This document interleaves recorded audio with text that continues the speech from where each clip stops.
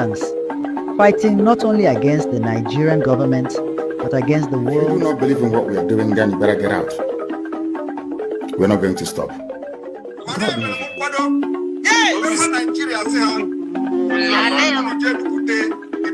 Going to lower the flag of Nigeria and raise the flag of the United States of Biafra.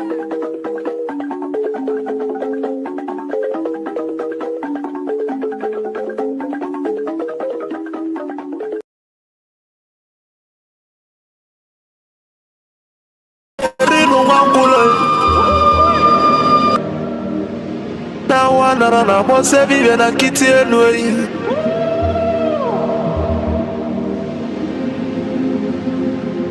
na tulaje bwana mabuli vemelem kuja ajibe kwa tula ne bovo timalugo no nugo koko do nya no be hule dani mo na tulilu na ya kalakana kwa lerinu mwangulu ngula matali woso jere futa mbaka njuba diali kama abulezi okwenu na baka la keluego nezienu n'ụbọchị akala keluego n'udezi maka na baba n'ụwa aralu n'uteyi Umu Biafra kunyenwe Umu Biafra kunyenwe Unanu kwa ni mono nuno mono nezi biakenenwe Ono nenu lila tono na nagulugu senyi tono nugu bana tayi Kanyi wele fobi wena tabanu banyo Makana nyuko no 1 million no we bofu wa mabulezi okwe Naka ni kwata milake kwa wacha sienyi ka kezu ezo pabule be wero tamano Umu Biafra kuyenwe Kanyi wele fobi wena tabanu banyo Makano fobi abakama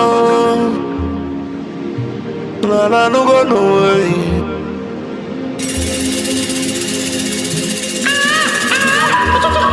Biafra na mekele umulina Nkabo nkani Mwadati na ijele wanyi biakenemi Akwage bulu kwekene na fandi otu Biafra is our hope And the Biafra is our religion Nkodi na wata chieza muno bibu onye iwere Wesi ya kene rugio Aduba kwa chukwo Ikemba one of Biafra land mongwem Adawunele kala ya dike Mafondi mojiri diebu bebya debi chevele mongwem Abusiku dogweji mali bonine Dogweji malo Biafra miya Dumego chukwu Papa gisi kene logi Philipu Efyong Abuzi kwa mwake kuloku wekusi okusi na Biafra yekunyo Na yabu Biafra ya tulugo wenata Unabulu na yabu Biafra ekunyigo Loko guli mwata na kanane ele Abagisi kene logo nyendu manzi nande kanu Amadike Biafra kedebe nolika Amadike Biafra bialu For the simple reason that she has no jurisdiction to try me. No whatsoever. I came out of Unforgivable for you till in deal but I want excuse from my case and cannot try my case. There are things that are happening in this country that a lot of you do not know. It is my duty to make that very, very clear to all of you today. Because the lies are too much. The lies are too much. I sent a petition to the Biafrans, Dr. NgoziOrabueze, is using her position for personal gain. Her son and her husband are facing corruption charges. And they told them that if they convict me, this is what happens.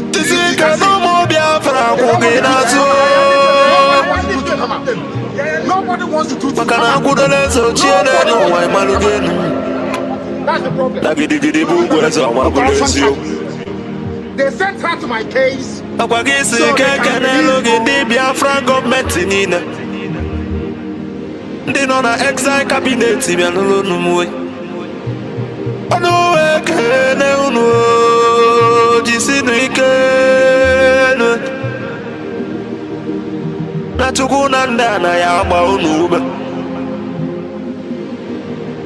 baka no yesu lo bi aya to ka imaluge nu yi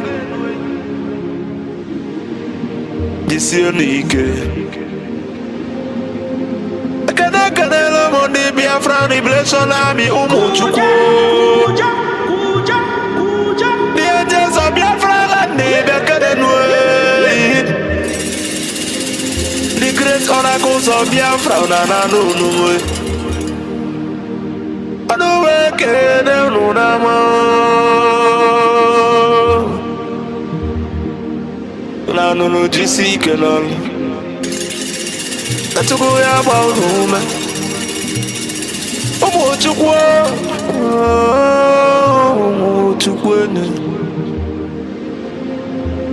I say can the Prime Minister H.E. Mazi Simon Weber Abuzi Kwaba Tobi the best I try to do more Biafra I don't got your temper with it now. I can show you, you will not see. Could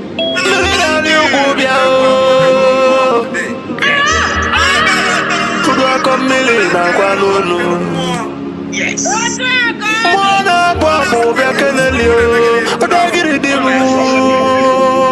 All the guys send me I said, for the deal of Yanu. Mabale na kosa de malaya Maji mwagu konyilo sino de lonka sojilo ya tiji sojilo wala so Ometina fubasi Abuzi kwe wabato biyo Ogada gidi kebya nunu Maji wala niyo Kwenye tukunye ndi Biafra na nunu Luna bekelege Asimona ya dele Biafra ni le namma Asino ya dele ni le namma Mandaye na bono mweno Utela nyiweli enne Mandaye na bono Nudonu no mwe Makana mbona boke kwe na bonike Moya na no, moya no No be voye, dobeli ne dene no Wama believe emeleme A good legacy will last forever Wama believe emeleme And in remembrance of my bless you And every one of you, and as I do welcome you as always, I will ask you to welcome those around you. I welcome you by saying good morning, good afternoon, good evening, and good night to some of you, because unlike any other, this very broadcast, simulcast on multiple platforms this very day, morning, noon, or night, depending on where you are, is being relayed right across the face of this very planet Earth A lot of people are watching, a lot of people are listening, and many of you will be blessed as a result of it. And as I do welcome you, please endeavor, or should I say, try to welcome other people as well. My name is Nnamdi Kanu. I am the leader of the indigenous people of Biafra all over the world, the director of Radio Biafra and Biafra Television, and by the very special grace of the Most High Elohim, a servant of the wonderful people of Biafra. Regardless of where you are, as I said earlier, we are welcoming you, and we are going to pray as it is customary for us to do here.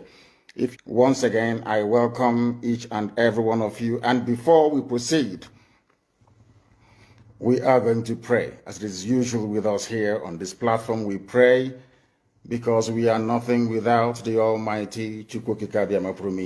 We are going to offer praise and adoration to Him as always, and I will, of course, should I say, unfailingly pray in the language of heaven.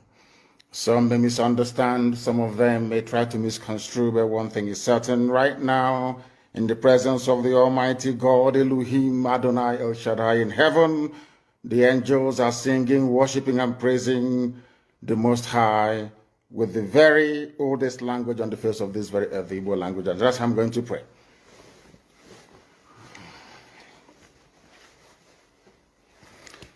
Ezi onye nwe anyị na Chineke nna nke pụrụ ime ihe niile, Chukwu okike abịa ma bụ onye anyị na-efe na-agọzi aha nsọ ya, onye ọbụla ya na-achị, onye mmụọ na mmadụ na-erubere isi, onye ọbụla ya bụ ọka aka.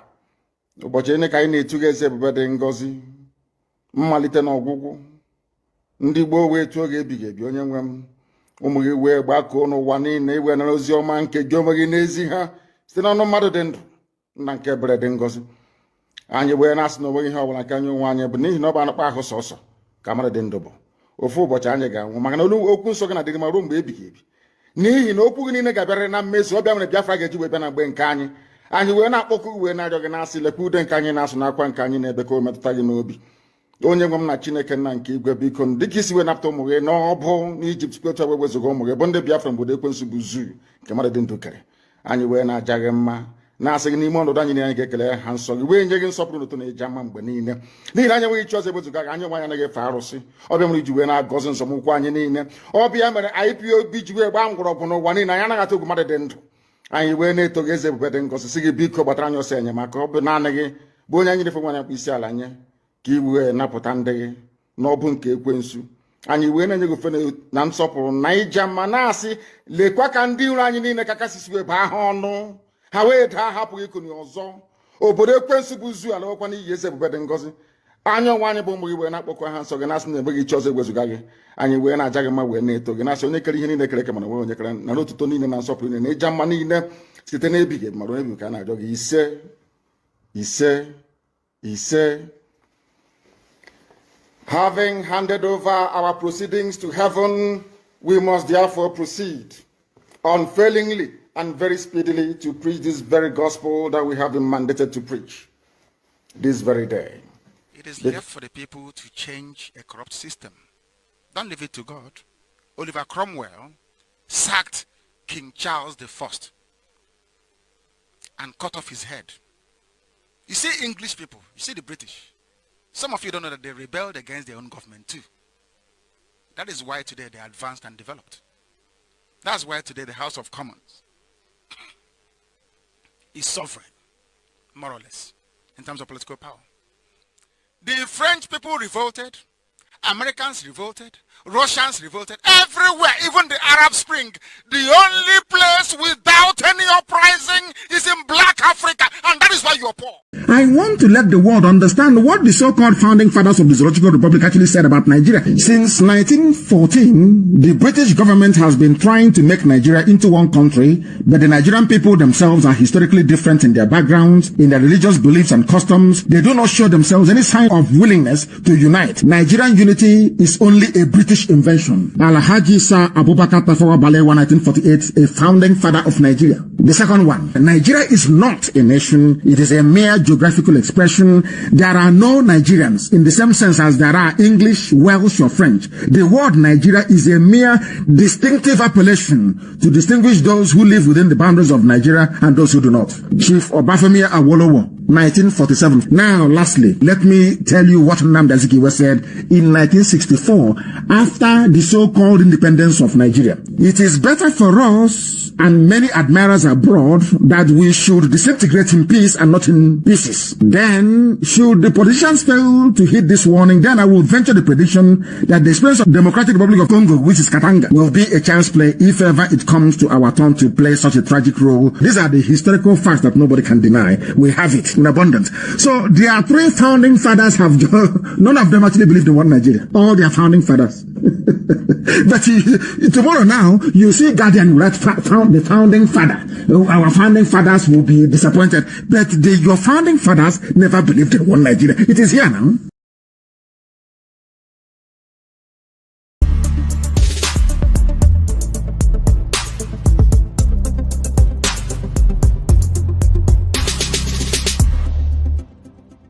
The Fulani approach to the zoo called Nigeria is called the devil's alternative. Fulani, they have this two-pronged approach to the issue of one Nigeria. If they collapse you through banditry, they will overrun you because they believe they have superior weaponry right now. And all of them are in this game together. That's number one. If you sue for peace, which idiots like Omahi are doing, if you sue for peace, they will also get what they're looking for because they will plant Ruga in every local government area. The devil's alternative, whichever option you choose, men are going to die. Men will die. It doesn't matter the option you choose. If you wait for them to do things peacefully, which they will never do, they are going to kill you anyway because they'll be Ruga. And you allow them to forcibly take over your land, you are taken over, they will take it by force. And Fulani will plant their people in your local government areas. That in the next 100 years, you'll be hearing about Olo Emirates. And then we'll be like Hausa people. Our great-grandchildren will now ask their parents, what happened? They will tell, oh no, there was somebody called Hope Uzodinma. He was playing politics. He loved Nigeria. There was one called Omahi. He loves Fulani. He used to be our brother. But then we are gone. As a race, we are finished. And I said to these fools, Fulani Caliphate is dealing with you people, but you don't know it. They are like the vulture. Nigeria is pregnant. If Nigeria dies during the pregnancy, they benefit. Nigeria gives birth to their Ruga, which they want, a new Nigeria, which they want, is also to their benefit. The only people aiding and abetting them are these quislings, the fulefus from the East, intellectuals, and sophisticated morons from the West. Most of you who claim you own businesses everywhere in Nigeria, for that reason, you want everybody to die. Nobody is above death. Death is going to visit everybody. Just have to pray that you live and make impact in this life. The impact that matters now, as far as Nigeria is concerned, is not the impact to make people millionaires. It is impact to make people to be alive. It is impact to make people to feel secure. It is impact to make people feel they are free. That is the biggest impact you can make.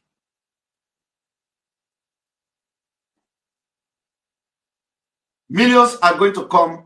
People will become millionaires when they are alive.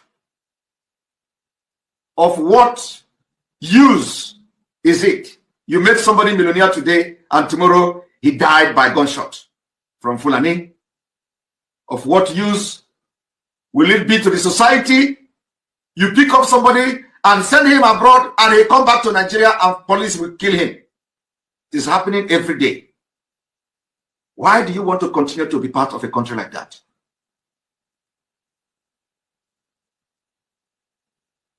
Why? We are not the one bringing violence to Nigeria state. Rather, Nigeria aggression must be responded with aggression. That aggression is self-defense. We have no mercy for those that come to disrupt the restoration of this struggle. We don't negotiate with anyone. We will never do that.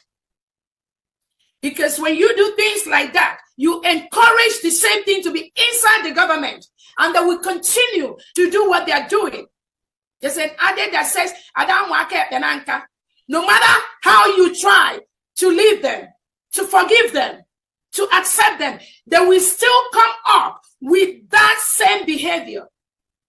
Because Nigerian government has a process of divide and conquer. They use people within to destroy what Biafrans are doing. We already know that, and that is why they are not going anywhere. That is why we stop them on their track. That is why we discover them anywhere they are, and we bring them down. That is what we will continue to do. No mercy. No mercy, because lives have been lost. People have died. Children have died. Innocent Biafrans have been murdered. They've spilled their blood. We are not joking. Anybody, any attorney, any lobbyist, you think we are joking in this restoration process? I pity you. Sorry will be your name. State administrators. Those that feel they do not want to follow the path of Obatopie, we also welcome them to quietly and peacefully leave the United States of Biafra. Biafra promotes freedom of association. You are free to go with whomever you want to be with. That is a basic right. We are not going to take it away from you. You are free to associate yourself with whom you want to. But what we are not going to allow is being able to disrupt what we are doing. Being able to use the platforms established by Obatopie to promote your chaos and your divisive nature. Allowing you to use the plans, the maps, the regions that Obatopie has set up to continue to disorganize, disinform our people. We are not going to allow you to do that. But as long as you following whoever calls you on the phone privately, it is okay to go with those individuals. And Biafrans, we truly support you to do that. That is called freedom of association, which United States of Biafra guarantees. There are charters that we signed during our declaration in Finland. And one of that is the basic human right of individuals to associate with whomever they want to.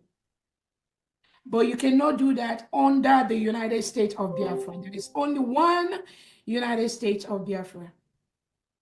Under one command, His Excellency the Prime Minister, Simon Ekpa, represented by my humble self, Dr. Orabueze. Anything outside this, we wish you luck, but please leave any platform that either myself or Obatopie has established. You can inquire from whoever you want to be with. They have their own platform. They have where they are doing their own little shenanigans. You can join them there. We wish you luck, but do not be in the platform established by the United States of Biafra and be causing your havoc. On that note, I thank all the state executives that are working day and night to ensure that we all go home by the end of this year. We thank all the Biafra Defense Forces, again, the decentralized forces and some of the units that have been there. We thank you for the coordination.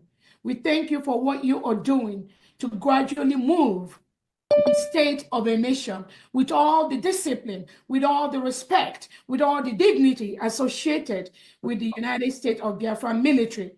That is what this new nation is working on.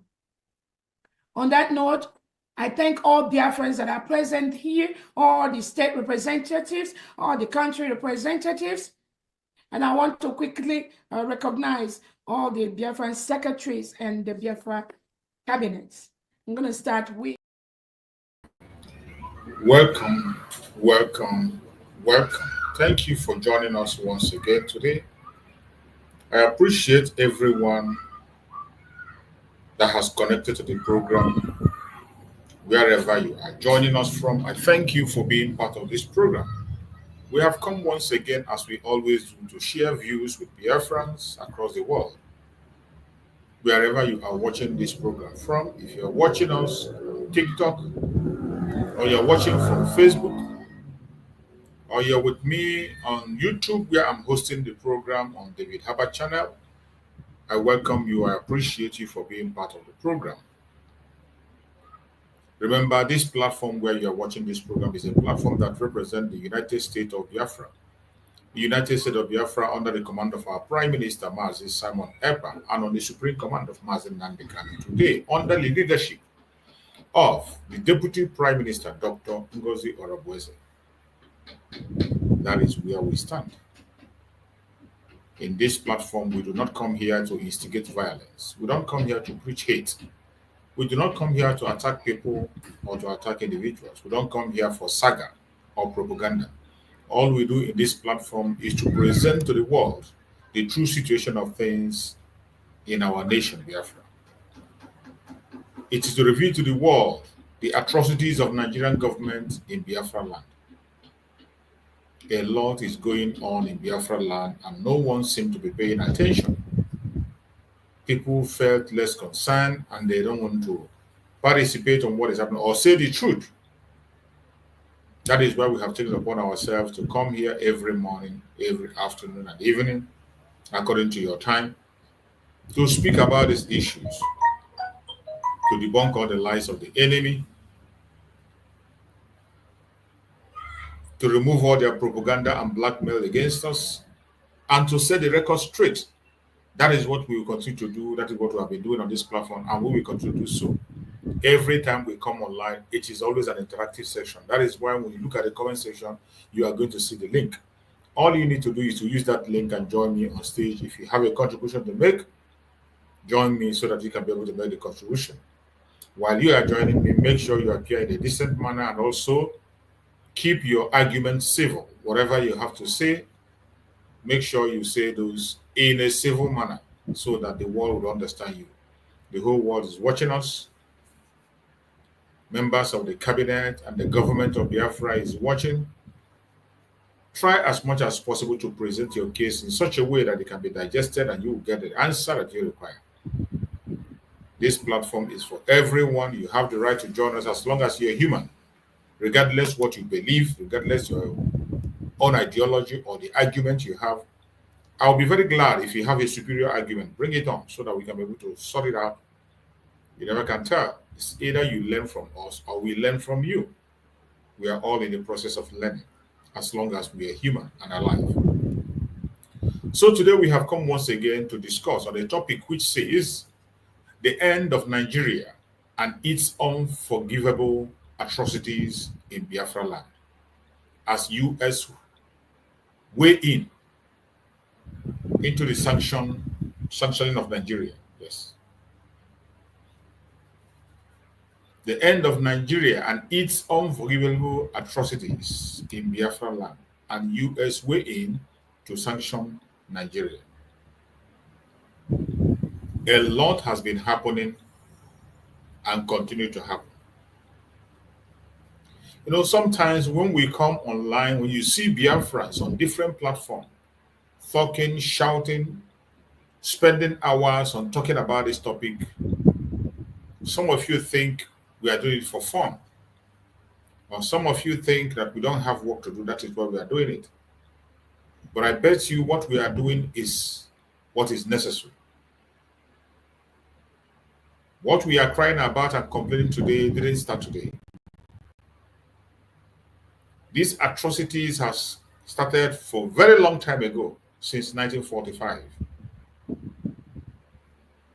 The attack and hatred against the Biafrans has been there for a very long time. It has continued unabated without anybody paying attention to it. And at any point in time when Biafrans have been attacked, they do not retaliate. We have not heard of Biafrans going to war against any tribe or any region. It has never happened. Biafrans have never gone to war against anybody. The 1967 war was brought upon Biafran people by Nigerian Zoological Republic and its ally, and Biafrans only defended themselves. From 1967 up to this minute, Biafra have continued to defend themselves. And sometimes we ask ourselves, what crime has the Biafrans committed that will make them so hated in that very environment where they found themselves? The answer is not far-fetched. Biafrans are very unique people with a unique kind of life, and they have nothing in common with those who claim to be their neighbors, more especially the Northerners. The Northerners despise the Biafrans, and they don't want to have anything to do with Biafrans. Biafrans have tried on several occasions to make things work out. Even up to this moment as we speak, there are still some Biafrans who are extending that olive branch to the zoo. But at the end of the day, they come back dead or disgraced. We have tried everything we can to see if the contraption could work. It is very clear that it will not work. Biafrans have tried to be on their own to maintain peace even before the amalgamation.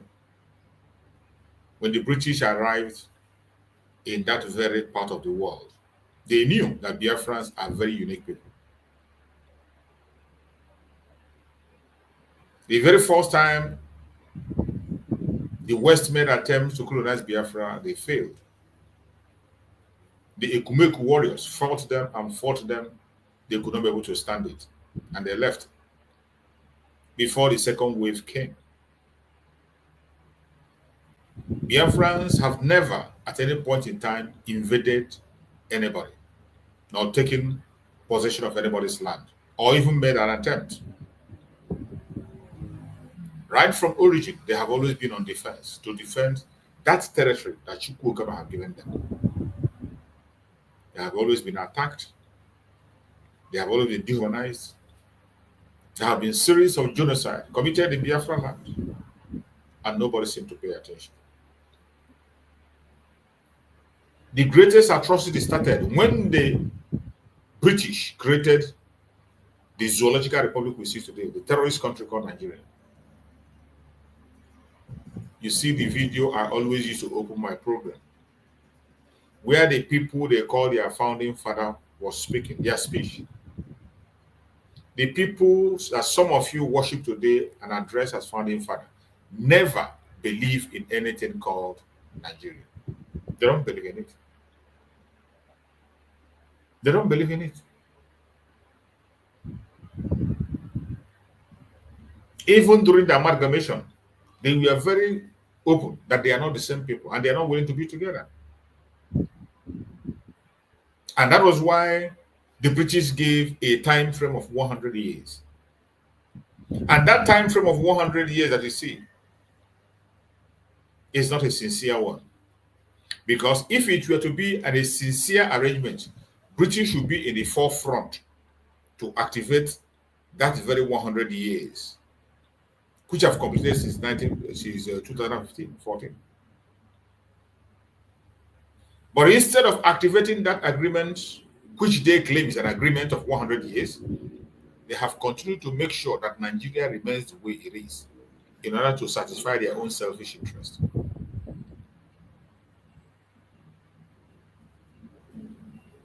When you see the way the British are acting towards the issue of Nigeria, you will understand that they are not, that very 100 years agreement that some of us talk about doesn't exist.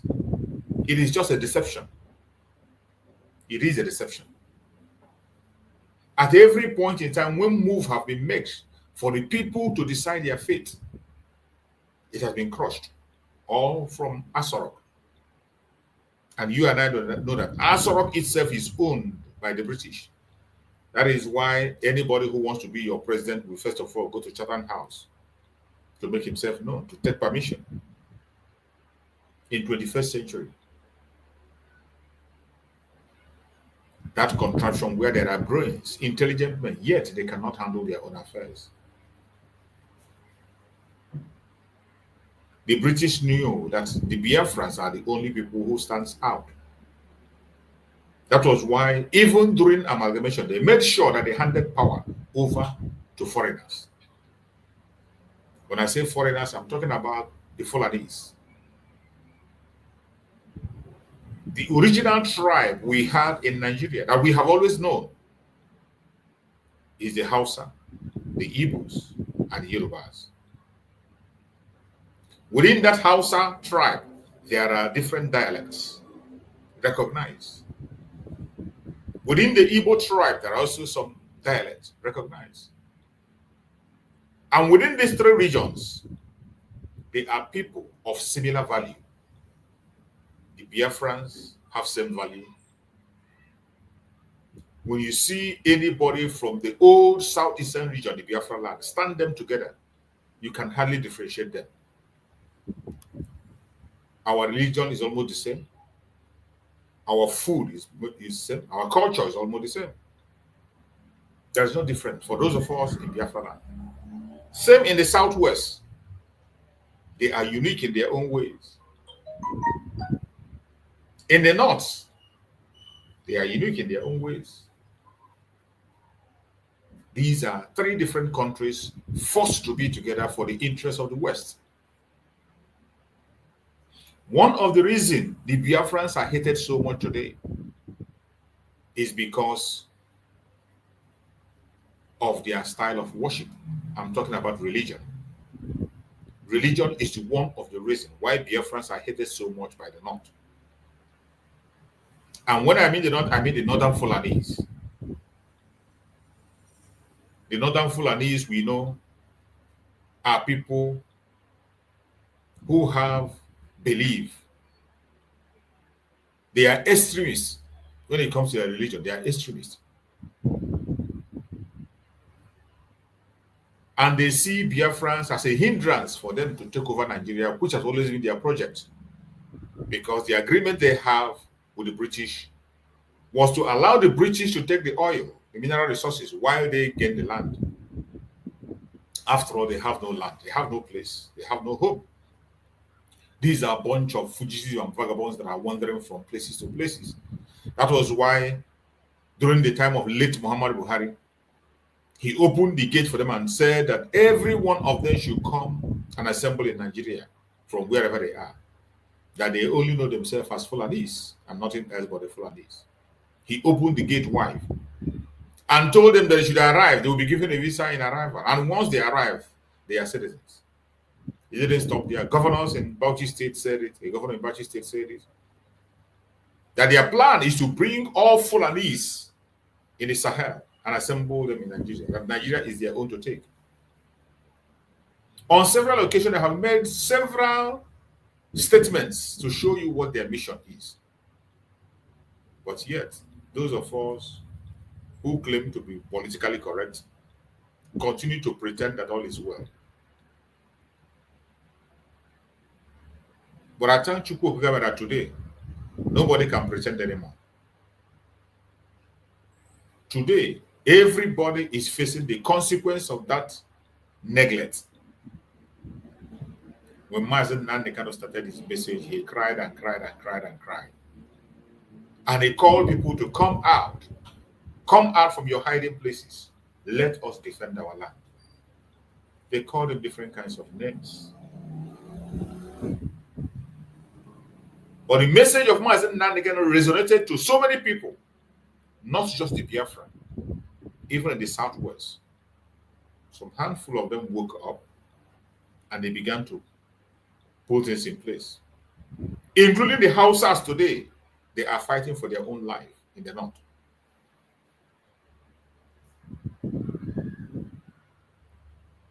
Where the problem lies today is in the people that call themselves Biafrans. You see some of them still pretending not to know what is happening. Some of them, out of their own selfish and personal interests, are leaving the responsibility that is meant for them for others. And I bet you for everyone that betrayed the cause of Biafra, you might not live to tell the story.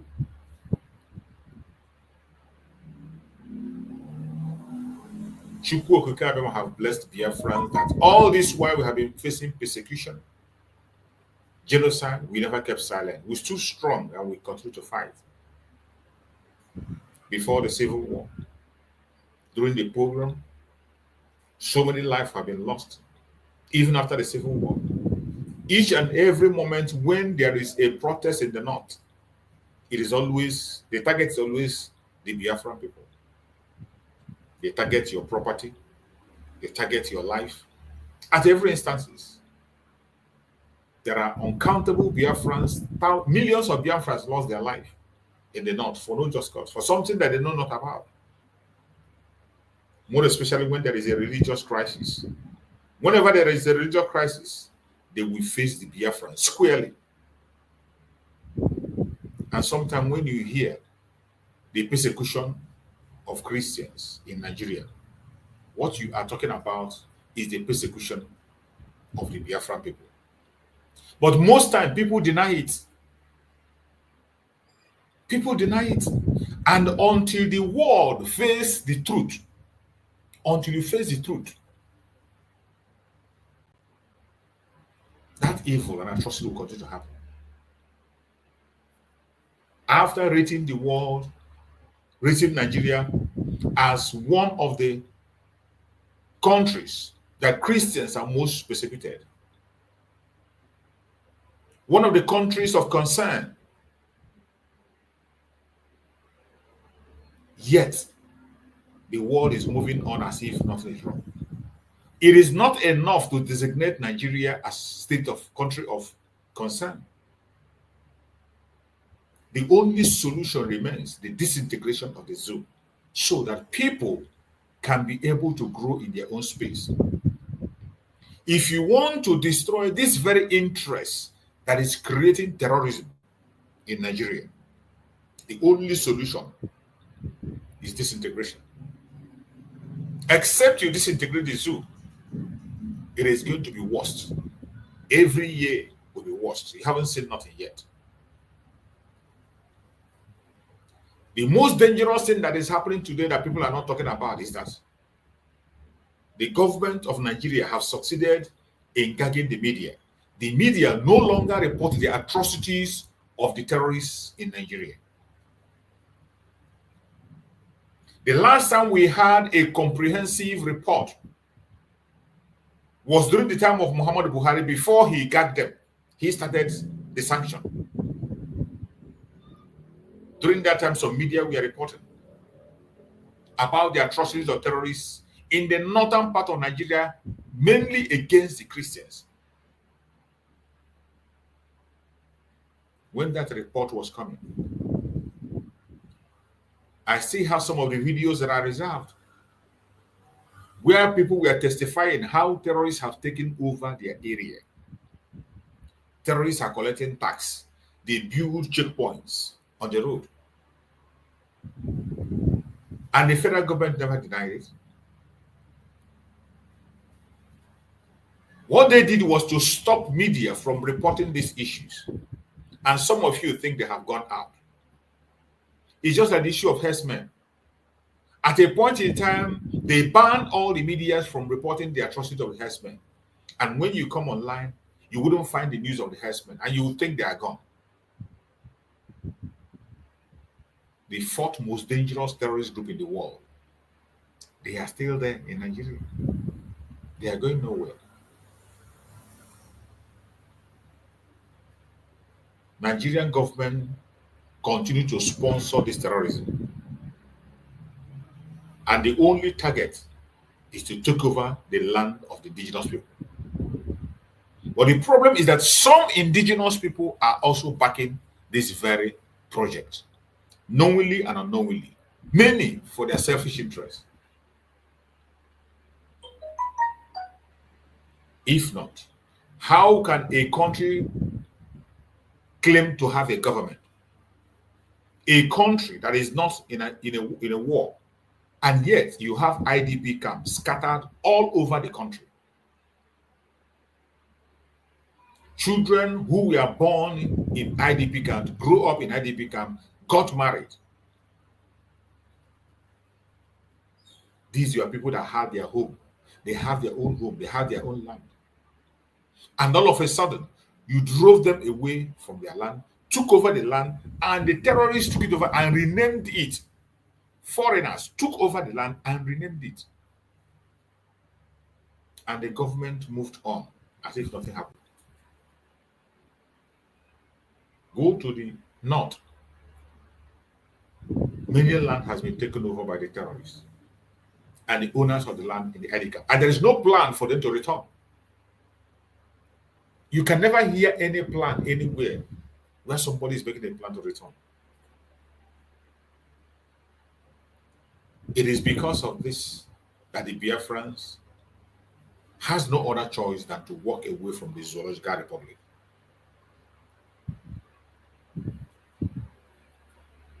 Today, they are trying by all means to push the terrorism to the Biafra land. They are trying all means necessary to bring terrorism to Biafra land, to take over our land. But since they find out they cannot be able to bring their food, their terrorists there, they began to bring the ones in uniform. They begin to use the terrorists in uniform. When you go to Biafra land, you are going to see the footprint of these terrorists. Their footprints are everywhere. How do you know the terrorists? Burning the house of innocent citizens, taking the life of innocent citizens, destroying properties of innocent citizens. That is what they do. All you need to do is to look at the northern part of Nigeria where they are taking possession, where the indigenous houses are, where they are taking innocent life. Those areas where they go and check what they are doing. What those terrorists are doing is exactly what Nigerian military today is doing in Biafra territory. Destroying of lives and property, burning of homes. What crime have Biafrans committed? The number of soldiers you have in Biafra land, you do not have it in their own side, where they have well-known terrorists. The 4 most dangerous terrorists in the world, they are all present in the northern part of Nigeria. And it is only one tribe that is providing their food soldiers, the Fulanis. The Fulanis continue to provide their food soldiers. The most painful and most annoying is that in the midst of all this havoc, in the midst of all this trouble, those who are supposed to speak are not speaking. Those who are supposed to cry are not crying. Those who are supposed to be the voice of the ordinary people are not doing anything. From the religious leaders to the politicians. I saw a video where someone was making a call for Africans to rise up against atrocities against the Christians, against terrorism. That it has become so much that nobody cares. And that is true. When there is terrorist activities against the Christians, nobody speaks. That is why the Biafrans continue to suffer. That is why if Biafrans keep quiet, they will be wiped away completely. Because there is this global conspiracy. There is this global conspiracy against the Christians. And the Biafrans are mostly Christians. That is why it affects them more. That whatever you do against the Biafran people, nobody cares. We spend hours on Twitter, on Facebook, on YouTube, shouting and talking about these things. Mazin Nandekan did broadcasts on radio. At a point in time, radio was the highest radio firm that has the highest audience. But yet, nobody seemed to pay attention. Master Samuel took up the media, preached and shouted on Twitter, on media. Up to this moment, nothing has been done.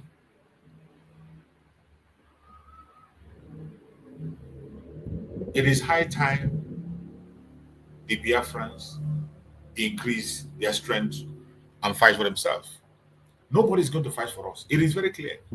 Nobody anywhere is going to fight for you if you don't fight for yourself. That is how the world works. This time, nobody is ready to put their own life on the line for you. This world where we live today is about interest. Every country is interested in themselves. It's about what they get to get. Nobody cares about you. Your politicians do not care about you. Your pastors do not care about you. Your imam do not care about you. They don't care. It's about them. Some of them you see that speak sometimes are speaking for their own personal and selfish interests. You see some of them when they come to talk, only when it affects them directly. Thousands of people are losing their life on a daily basis. But nobody cares and nobody will speak. Wait until a prominent man is kidnapped or a prominent man lost his life. Then, and only then, you begin to hear them speak as if it started yesterday. The atrocities of Nigerian government is so much that they are no longer hiding their support for terrorism. Nigerian government does not hide its support for terrorism. They terrorize their own citizens in every given opportunity.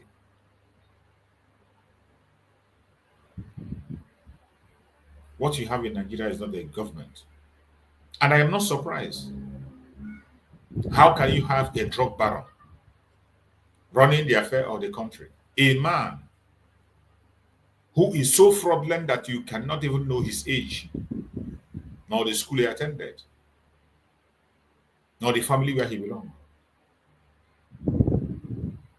Everything is covered in secrecy. How can you have such a person in the aim of affair and then you expect a country that works? It's impossible. Nigeria will only get worse by day. And that is why we, the Biafrans, cannot wait until they sink. We are not going to sink with them. We have already worked out. A declaration of Biafra has been made, and we will hold that declaration with the last breath that we have. That is the only thing that's going to help every one of us.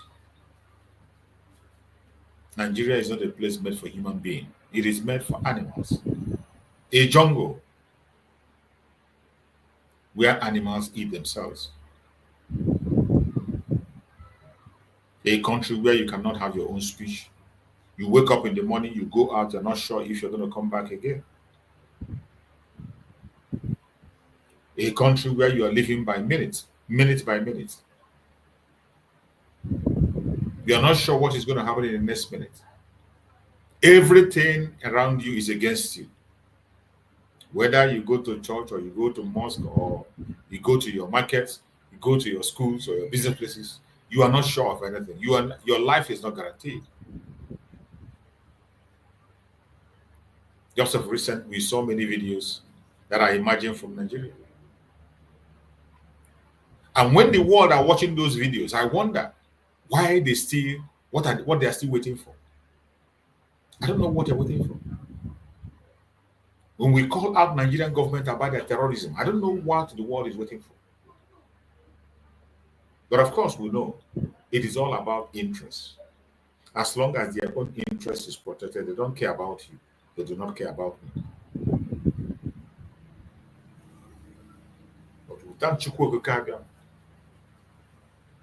that in this change of world order today, that Donald Trump is leading, we are positioned properly, and we are going to tap into it and walk out of the zoo by fire, by force. That is why anywhere you are today, you must not stay far from the United States of Biafra government. Continue to support that government. Give the government every single support you have. It is important that we position ourselves properly for what is coming ahead. The only solution and only remedy to Nigeria is disintegration. End it all. I saw a video how their Air Force was terrorizing a company that provides electricity. Their Air Force went in because they failed to pay their dues, and the company dealt with them the same way they are dealing with other people. They get offended. And you see how they were acting like armed robbers, breaking the offices of the people like armed robbers, exactly the way armed robbers operate. And these are the people you call forces. That is why we call them a bunch of terrorists, and that is what they are. Let's see that video.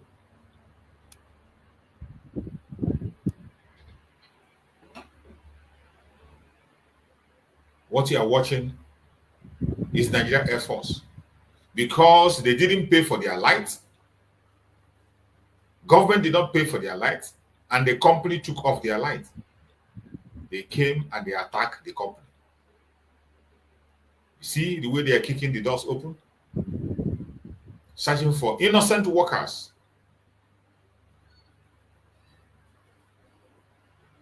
These are Air Force base in Lagos. They could not pay for light. A government that owes its own citizens. This is a country where you open your business, they will destroy it in your broad daylight. That is why when I see some of our Biafrans who are not supporting the struggle of Biafra because of your business. Some are not supporting the struggle because of their business. Because you own business here, because you own one hotel here, you own one room here, you own one business here, you don't want to support Biafra. It's just a twinkle of an eye. They will destroy all those things you are being proud of. They will destroy it in broad daylight. The only thing that can guarantee your business and give you safety is the United States of Biafra. Imagine how they are breaking companies' doors. Imagine how they are breaking. You can imagine the trauma that the workers there will be going through for doing their job. Is it not a shameful thing that the Air Force base could not be able to pay for their lives? The federal government of Nigeria could not pay for the lives in the Air Force base. They were owing, and their life was cut off. What they did is to go and attack that company. Look at the way they are acting like armed robbers. These are a bunch of terrorists. Look at them. This is exactly the way the terrorists behave. When you see terrorists on video, this is how they behave. Breaking into doors. Ask me, what are they looking for? Ask me, what are they looking for? Innocent workers. Innocent workers. That is why we call Nigeria zoo. Even if you are paid, won't stop them from giving a call to the manager or director of that company. A simple call and dialogue with him. But no, they want to show muscle. They want to show muscle. They went to the company, destroy everywhere, breaking doors. And as they are breaking this door, they are stealing. They are stealing. They are looking for where they're going to find something to steal. Criminals. These are a bunch of terrorists that they bring and give the uniform to be walking around and claiming to be military. Where do you see this kind of a thing? What? In a company. In a company, that's where it's happening. Company that provides light in Lagos State. You can imagine. You can imagine what those people are going to go through. What crime have they committed? That you refuse to pay your bill and they cut your light. All you need to do is to pay your bill, or you call them and then make an arrangement for them on how to pay. But no. And they will do all this and go scot-free. None of them will be held. None of them will be punished for this action. Nobody will be punished. Everything is right in Nigeria. Whatever you do in Nigeria is okay. It's acceptable. Who in his right senses would like to be part of these armed robbers? Look at this thing you are watching. Do they look like human beings? These are a bunch of robbers.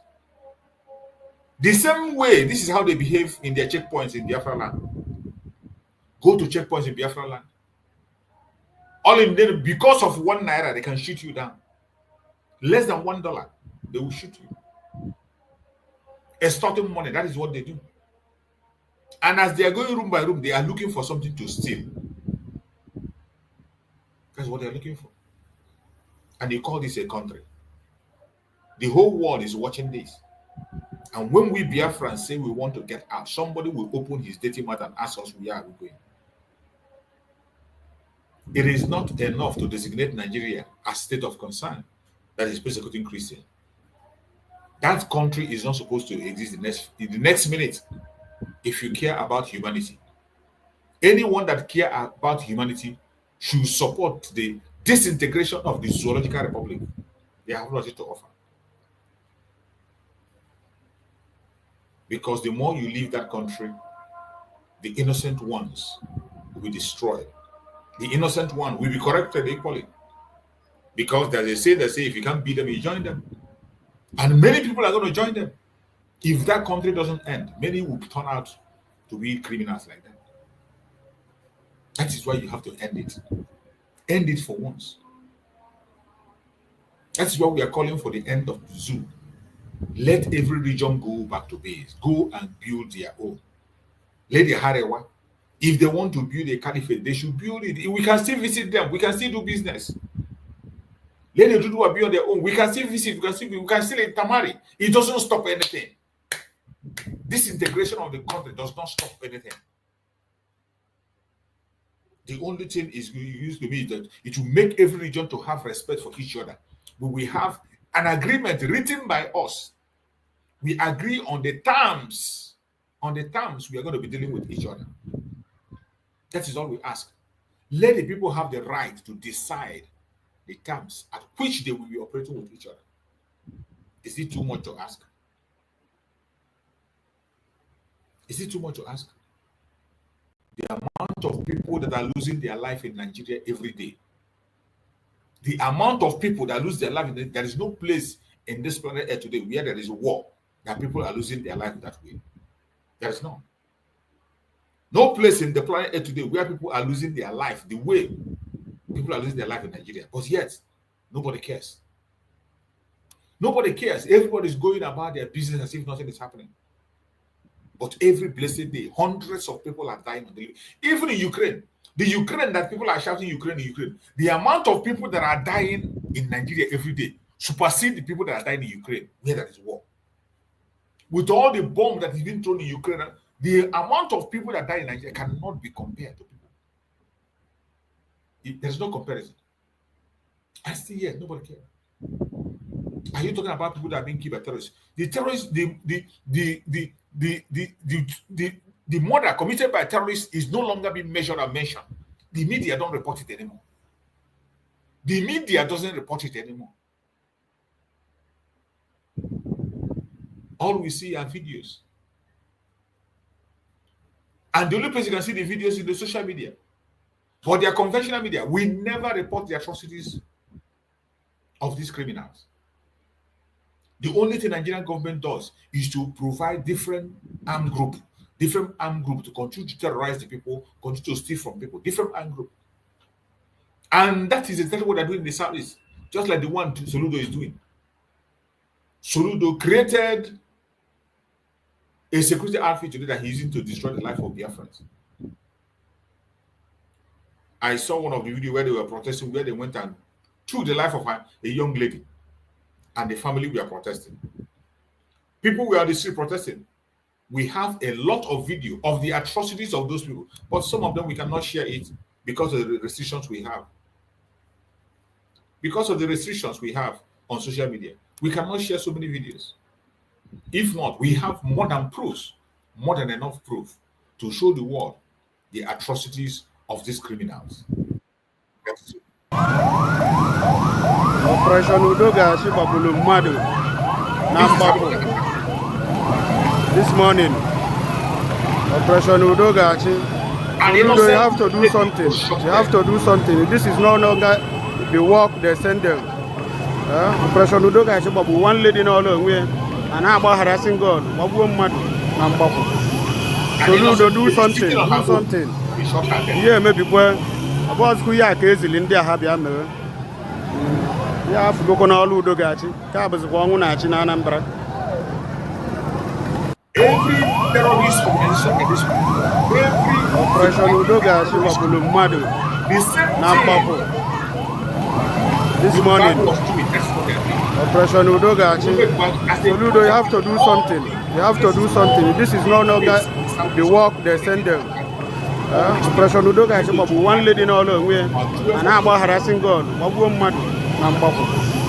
Soludo, do something. Do something. Yeah, maybe boy. About who are crazy in their happy amber. Yeah, I've spoken all who do. Operation Udoga Shibabulu Madu Nambapo. This morning, Operation Udoga Soludo, you have to do something. You have to do something. This is no longer the work they send them. Operation Udoga Shibabu, one lady in all the way, and how about harassing God? Mabu Madu Nambapo. Soludo, do something. Do something. Yeah, maybe what's good? Yeah, crazy. India have ya mere. Innocent woman sitting in her Yeah, I've broken all Udo Gachi. Cabas one at Chinanambra. I'm Bahugana, many Utoto and this is just one out of many. And in all these atrocities, you will never hear anybody talk. You can never hear even the Soludo himself come out to speak to the family that lost this person. You cannot hear him address this issue. Never. All the politicians, look at the one they call P2B. That one is busy in the north, eating with terrorists. That one is busy chasing what is not chasing him. Something he cannot do in his own place, he's going to the north to do it. Any place there's a problem in the north, he will go there and donate money. The other video we saw where he was sitting on the floor, eating with almajiris, so that they will say, oh, they will vote for you. That is how low.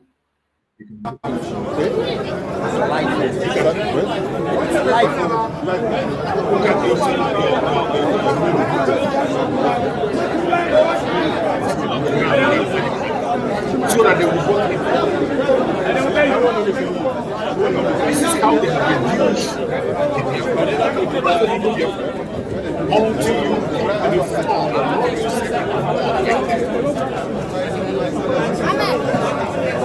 rub yourself in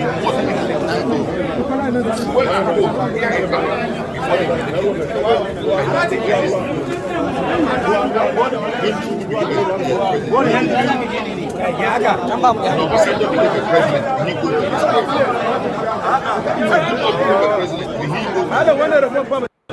all this nonsense.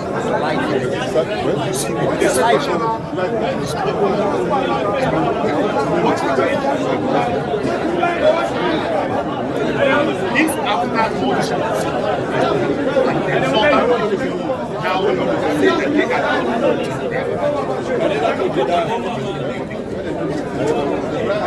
how many things have you seen?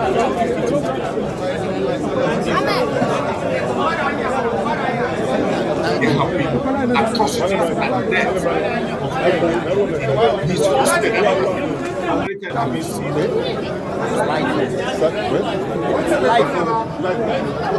How many times have you seen this speech and death?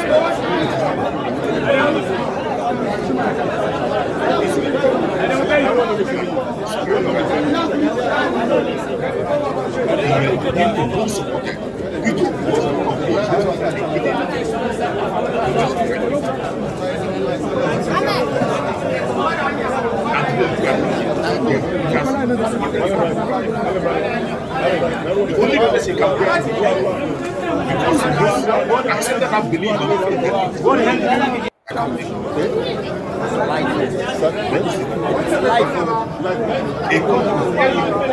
believe in this God, a particular region.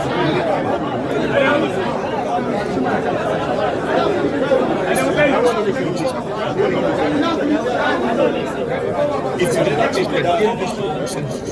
They fake census, and they made you to believe. They made you to believe that this happened. For some of us who have been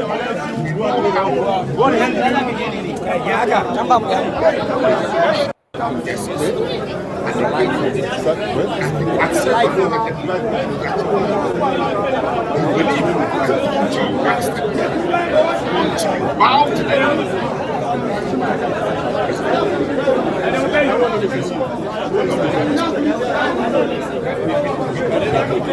He's ready to sleep in them,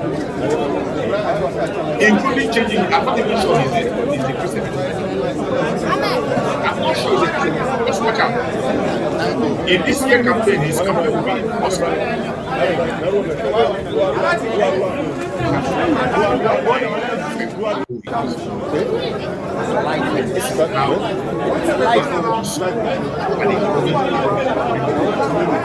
When he goes into work, he's going to tell you that bandits he will focus on his you will see people who are asking for self-protection. What they cannot do. What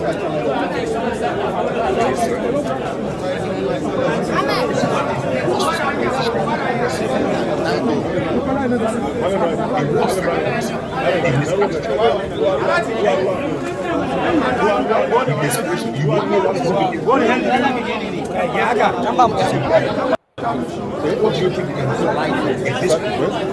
Life. And who do you think is going to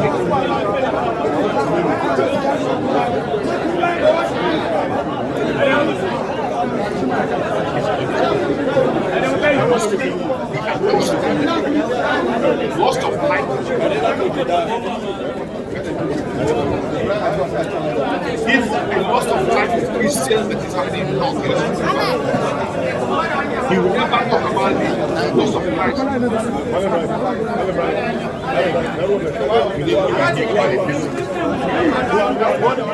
He's going to do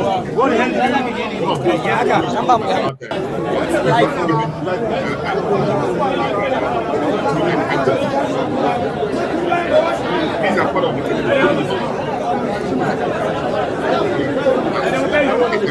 because you want to be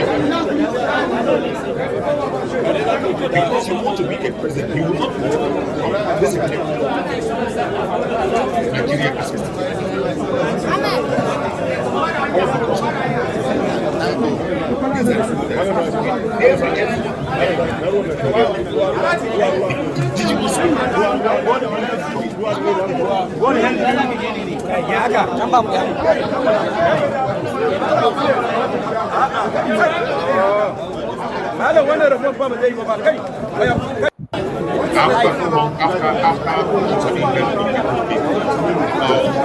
Doing a section, many videos coming from the president.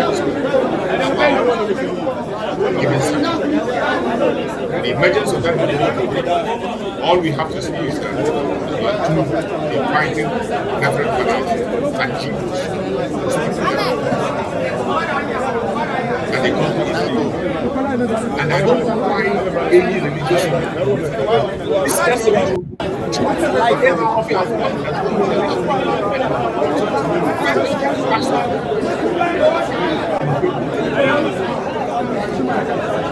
this some of us have fallen on something happened the next one. These two are not fake fast.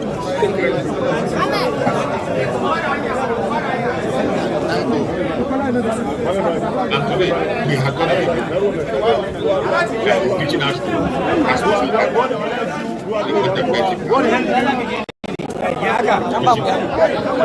and as always, you find out now begin to write petition against this nation. That is why we are chasing the issue.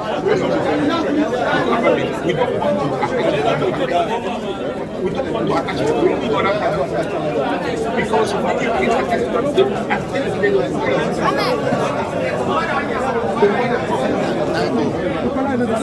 why so many people are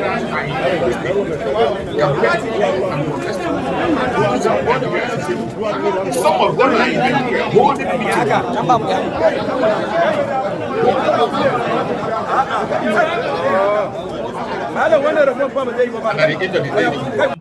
another topic. I tell you that what they said, they didn't say it again. It wasn't the way they saw it. The response is different. And this is the game the zoo has been playing. It is not the first time. It's not the second time. It's not the third time. And it's not going to be the last time. How long shall we continue to see this kind of nonsense happen?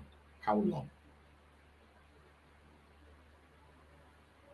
If you are a Biafra and you are not working out, nobody's going to do this thing for you. Nobody. Nobody is going to fight for you except you fight for yourself. The only security and safety we have is Biafra, nothing else. You can continue to deceive yourself.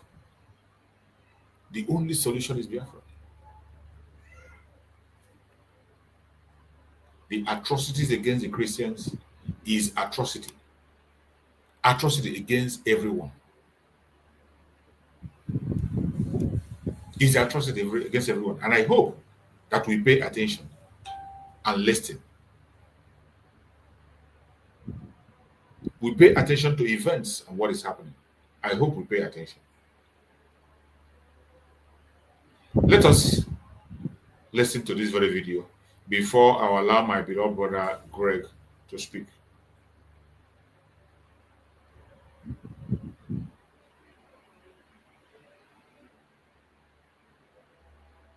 Organizations, and menacingly, small organizations eventually find their way. Day, February 13, 2025, at approximately 4 a.m., the village of Maiba in the Democratic Republic of Congo was surrounded by gunmen from the ADF, an Islamic terror group with ties to ISIS.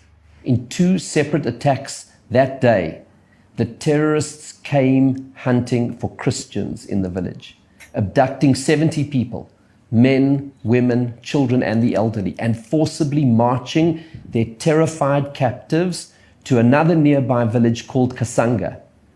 They tied their hands behind their backs and led them to a church in the village, brought them into the sanctuary, and beheaded them. How can this be? Beyond the sheer horror of this brutality, the desecration of a church, the monstrous cruelty, what is truly shocking is that no one in the world seems to care. Where is the outcry? Where are the headlines? Where's the media, the governments, the religious leaders? Where are the Christian leaders crying out for their flock? The terrorists didn't just murder their Christian victims. They took them to a church to behead them there, to send a very clear symbolic message that this was an act of religious war, jihad. This is not an isolated incident. There is a continent-wide religious war being waged against Christians in Africa. Each year, thousands of Christians are murdered, raped, kidnapped, and beheaded for their faith, burned inside their churches across the continent. The extent of the threat is massive. Security researchers have described the continent as an emerging global epicenter of terrorism. The European Union Institute for Security Studies has estimated that more than half of all conflict violence targeting civilians in Africa arises from Salafi jihadist terror groups. A report by the American Enterprise Institute finds Salafi jihadi groups linked to Al-Qaeda and the Islamic State are spreading and strengthening in Africa, and that these groups will grow more lethal over time as they develop military and non-military capabilities and gain access to resources and opportunities that will drive an increased transnational terror threat as they mature. According to the development organization, Aid to the Church in Need, across Africa, from sub-Saharan Africa to East Africa, there are at least a couple dozen terrorist organizations that have as their ambition to install caliphates in their territories. According to the Hudson Institute, the common denominator to the attacks against Christians in Africa is radical Islamist ideology, which infects individual Muslims, local mosques and villages, and coalesces into terrorist organizations. And menacingly, small organizations eventually find their way into global Islamist networks. The scale of the threat can already be measured. The Global Terrorism Index gives a composite measure of terror activity in a country, weighted over 5 years and made up of incidents, fatalities, injuries, and property damage. It ranks countries ranging from Mali to Nigeria, Niger, Chad, the DRC, Kenya, and Mozambique as greater terrorism threats than the traditional staples of Yemen, Iraq, Iran, Egypt, and Pakistan. According to the Global Terrorism Index, in recent years, the majority of all terrorism deaths globally occurs in sub-Saharan Africa. What this means is that African Christians are experiencing the brutality of an October 7 all the time, and no one seems to care. I have not heard any global or African Christian leaders taking up this cause. Where is the South African Council of Churches, the World Council of Churches? Where are you? Don't you care? The South African government doesn't seem to care. The African Union doesn't care. The United Nations doesn't care. Just last week, I received an international delegation of senior religious leaders driving the agenda of faith communities for this year's G20 meeting in South Africa.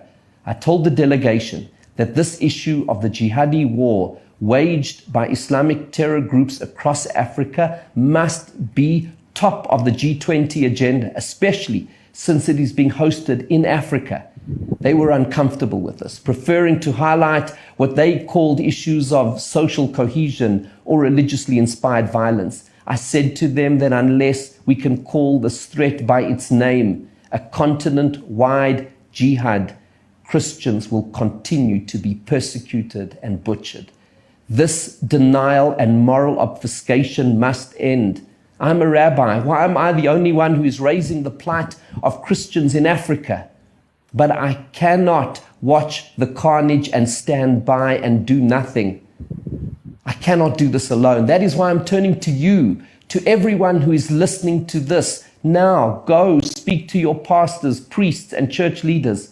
This must be the subject of sermons this coming Sunday in every church across South Africa, across Africa, and across the world. Call, write, implore your leaders to act, to talk about this issue in church, to take it up with politicians. If you need more information, contact me and I will link you with experts and research in this field. If you're in the United States or the rest of the world, contact your senator, your congressman. If you're in South Africa, speak to members of parliament, write to the president. We must all act.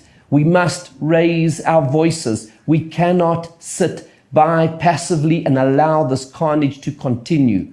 The jihadi war against Christians in Africa must end.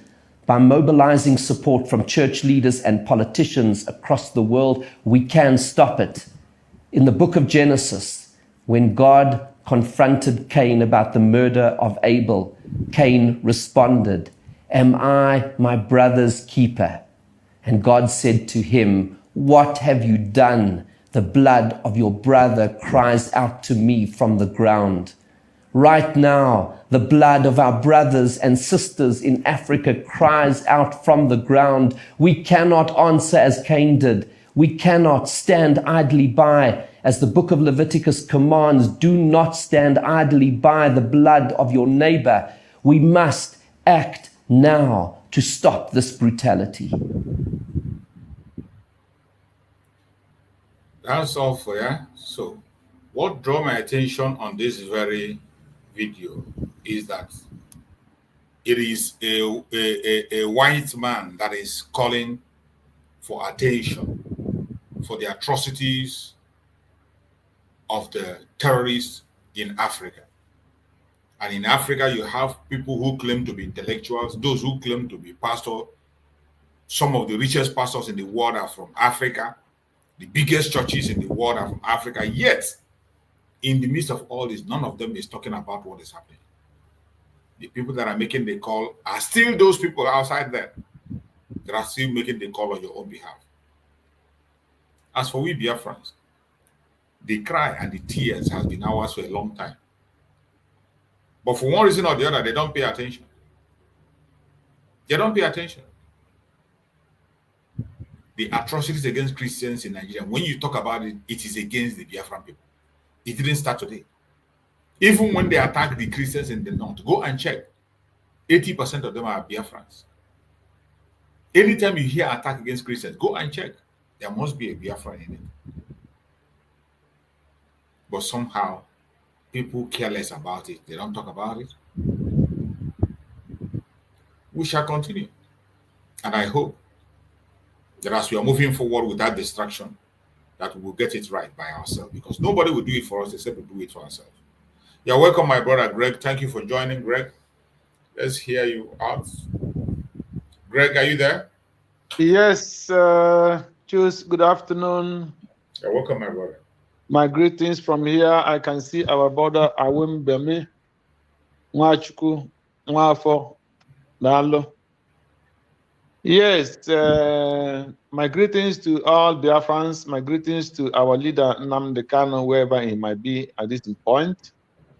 I extend my greetings to Mazi PM Simon Ekpa. May May he be peace. Wherever he is, let God give him peace and strength. You see? And my greetings to Dr. Ngozi. My prayer for her is God's more protection and wisdom and courage.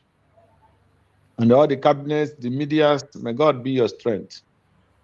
See? Yes, my brother. You know, I will start from your program.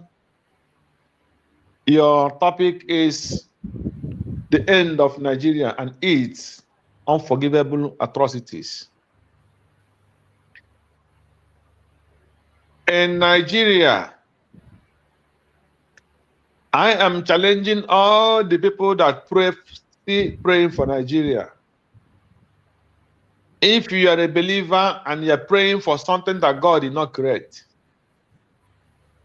for something that God did not form, for something that God did not originate, God created every human being and give them their culture and their languages. And he gave them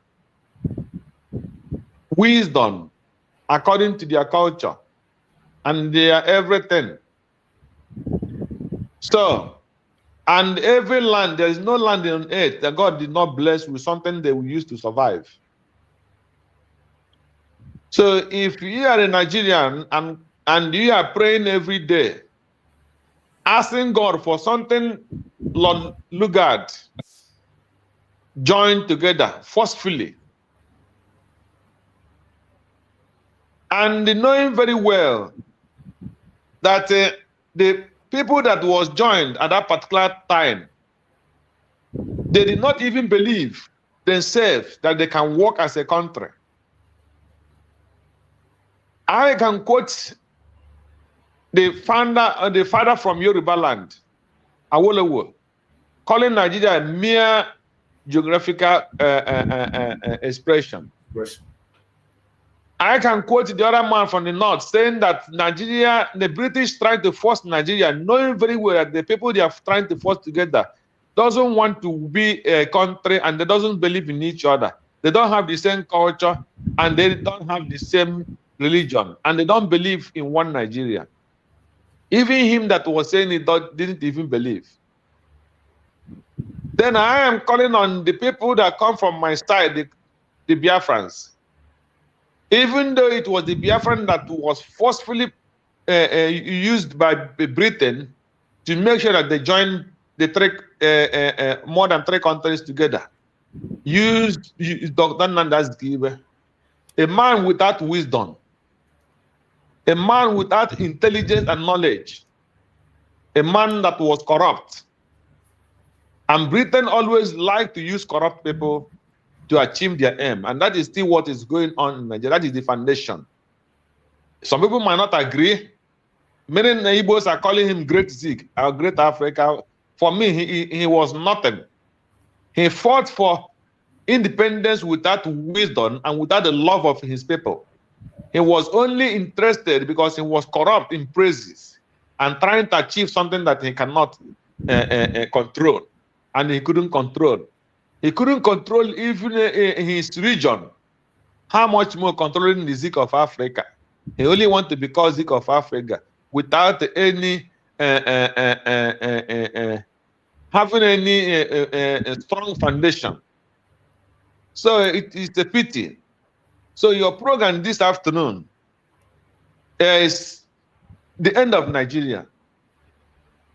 The evil country that called Britain joined Nigeria forcefully with the help of other Europeans, and they gave them 400 years to stay as a nation. You know, when people are doing something, they always think above themselves, thinking that they are God. Nobody believes that 100 years we finish so fast. So when 100 years, after the 100 years, nobody discussed and say, we have a document that brought us together. We're supposed to go and discuss about this document that brought us together. In these 100 years, we have fought war. We have not believed in this one country. So what is happening? Are we going to stay as a nation or not? And the so-called Britain that joined them with other European countries that joined them together, every day continue showing the whole world that we did not join Nigeria for them to function as a nation or for them to succeed. We only join them so that we can achieve our aim and get have our own benefit and our own gain. That is the only why they joined Nigeria. They're showing it to the whole world. Because you cannot tell me that if any European country sign agreement and say, in the next 10 years or the next 20 years, we are going to review it to know if we will work. Why did Britain, how many years was European Union formed before Britain pulled out from European Union?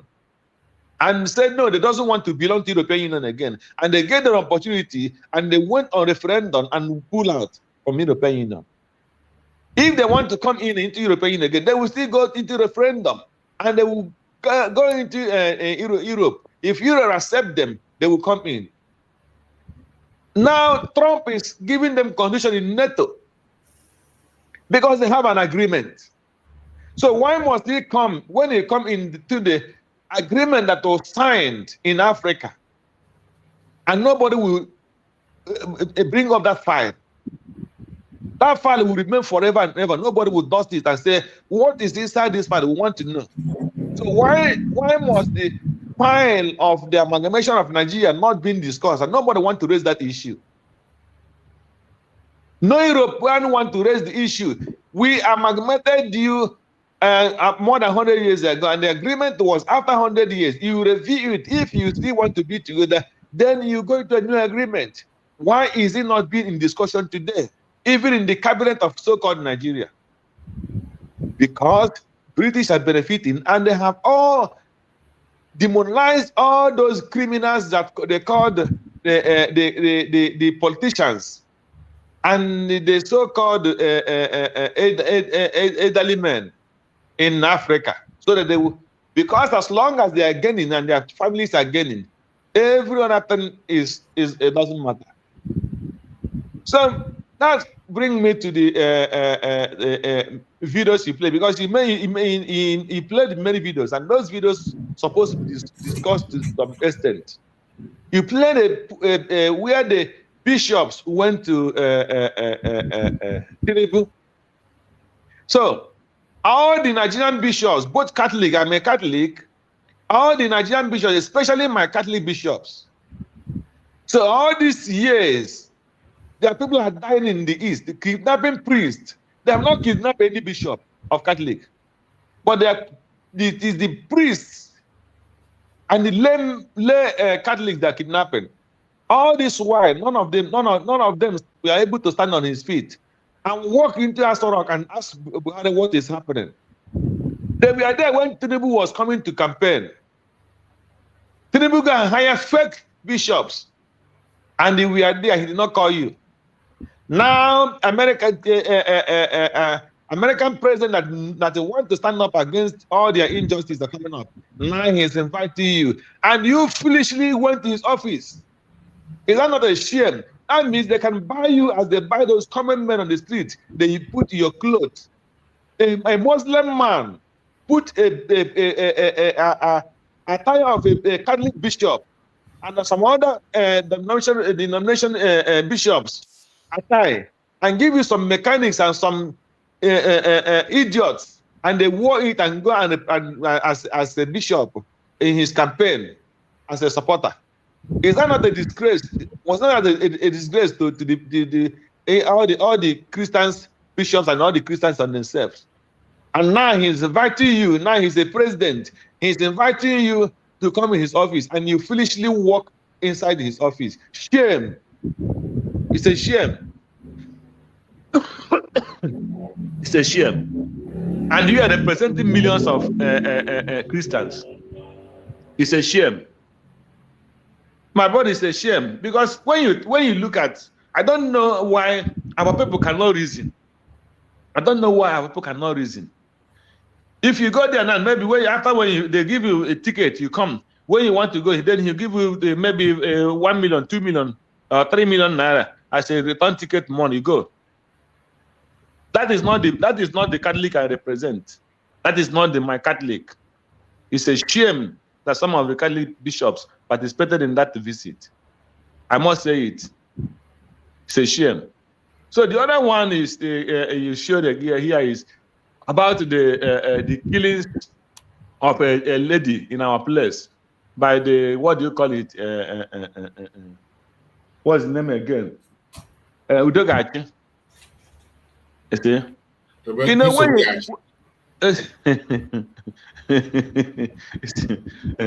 when our people lack wisdom, and when you carry gun, you get people that they take that gun not because they don't want to carry it, or not that they understand what they're doing, or they understand why the gun was given to them. They start using that gun to harass anybody, any person. If you go, because I witnessed about 2 or 3 when I was in Nigeria sometimes ago. So if you will be in your mechanic workshop, maybe you're going to repair your car in the mechanic. Immediately you come there, you will see about 2 or 3 of them. They walk inside that with their gun. You will see the way they will be asking you questions because they carry gun. You see, they will come into that mechanic workshop, trying to intimidate them. They are in vigilante. They carry gun. Why must this? Why must that? Who parked that car? Who did do this? You know, very, very crude, very raw. So why we don't be killing people? Because the person who gave them gun did not give them gun purpose because he wants them to achieve peace. He gave them gun for them to be warming up until when the election will come. That is only purpose of all these things you see. Not that they give them gun because they want them to know what they want to do. No, they gave them guns so that when the election comes, they use those guns and intimidate the opponent in order to win that election. No other thing. So that's what every Biafrans and any person who don't understand what is going on. So that is the reason. So Nigeria is a catastrophe and cannot stay one. There is nothing they will do that to make Nigeria to be one. Look at the army going to Nepal, a power company. That power company, the owners of those power companies, is it not the army that is protecting them? The owners of those companies, that energy company, are they not being protected by militaries and police? Are you trying to tell me that army and police don't know the owner of those don't know the owner of those companies? These army and police know the owner of the company. Why didn't they go to his house? They know the owners of this energy company, but they're going to the office to intimidate the common worker like me, who have nothing to offer. They will go and they beat them, they intimidate them. And why the army protecting the owners and the shareholders of this company? They protect them in their car, they protect them in their house, in their gate, in everything. Going to the office to intimidate the common man because they did not give them light. They don't know where Tinubu is. Don't they know where Tinubu is and all those owners of those companies? So that is Nigeria for you. They give people gun and to intimidate the common man. They see you on the road, they intimidate you and take your car or take your money from you. Why they protect all those criminals? That is Nigeria for you.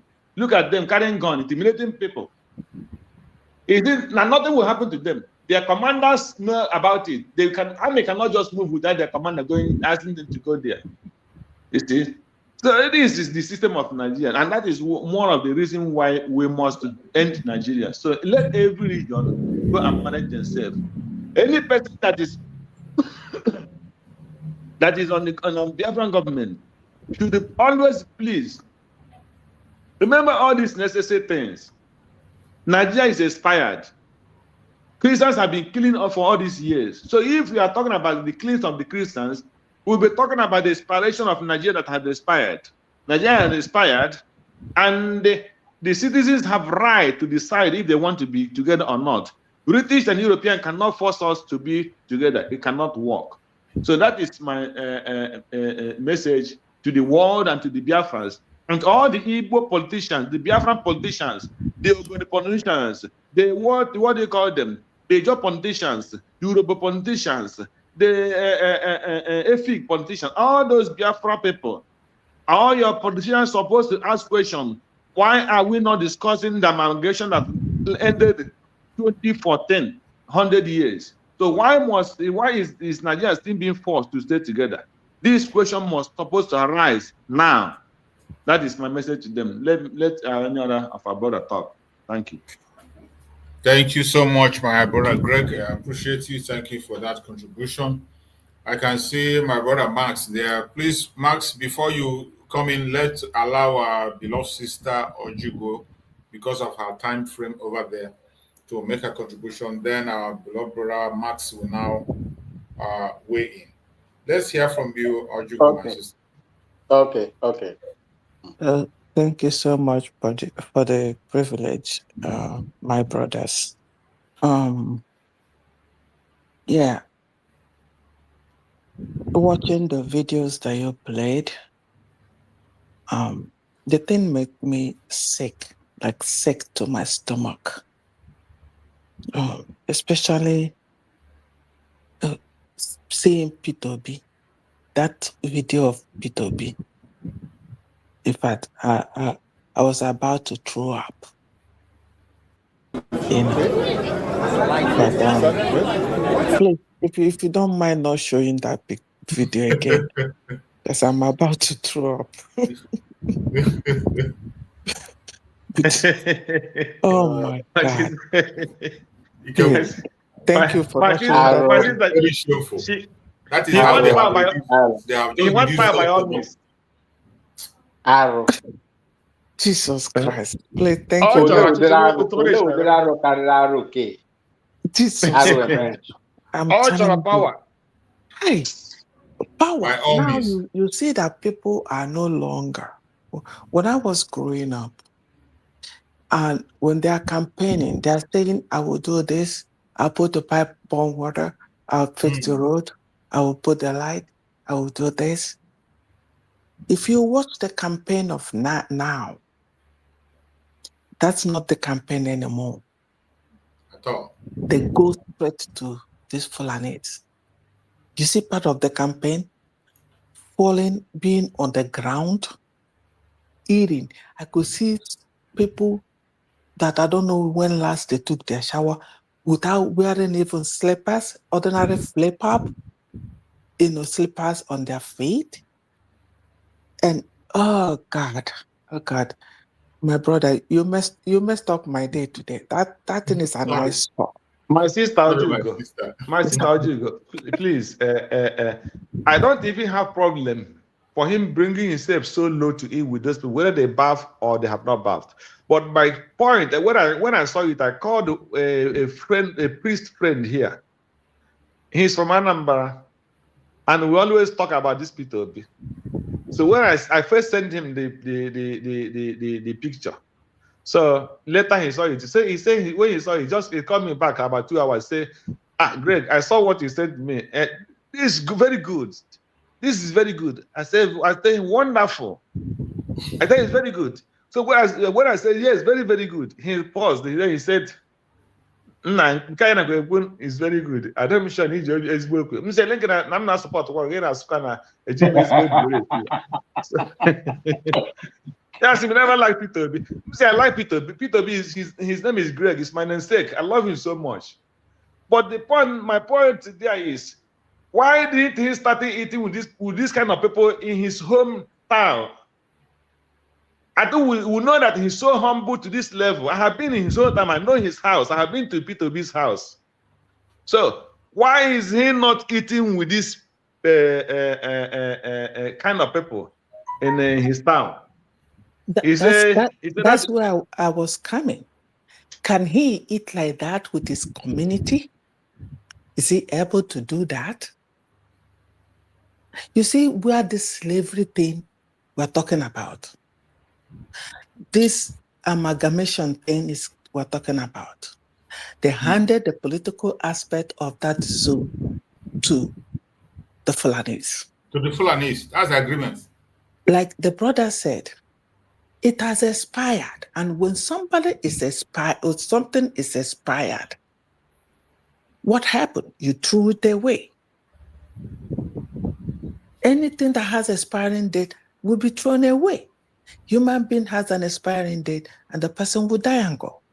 So this Nigeria thing had an expiring date put on it. So like brother was asking, why are they not bringing that thing up for review? Why? And this is part of the thing that our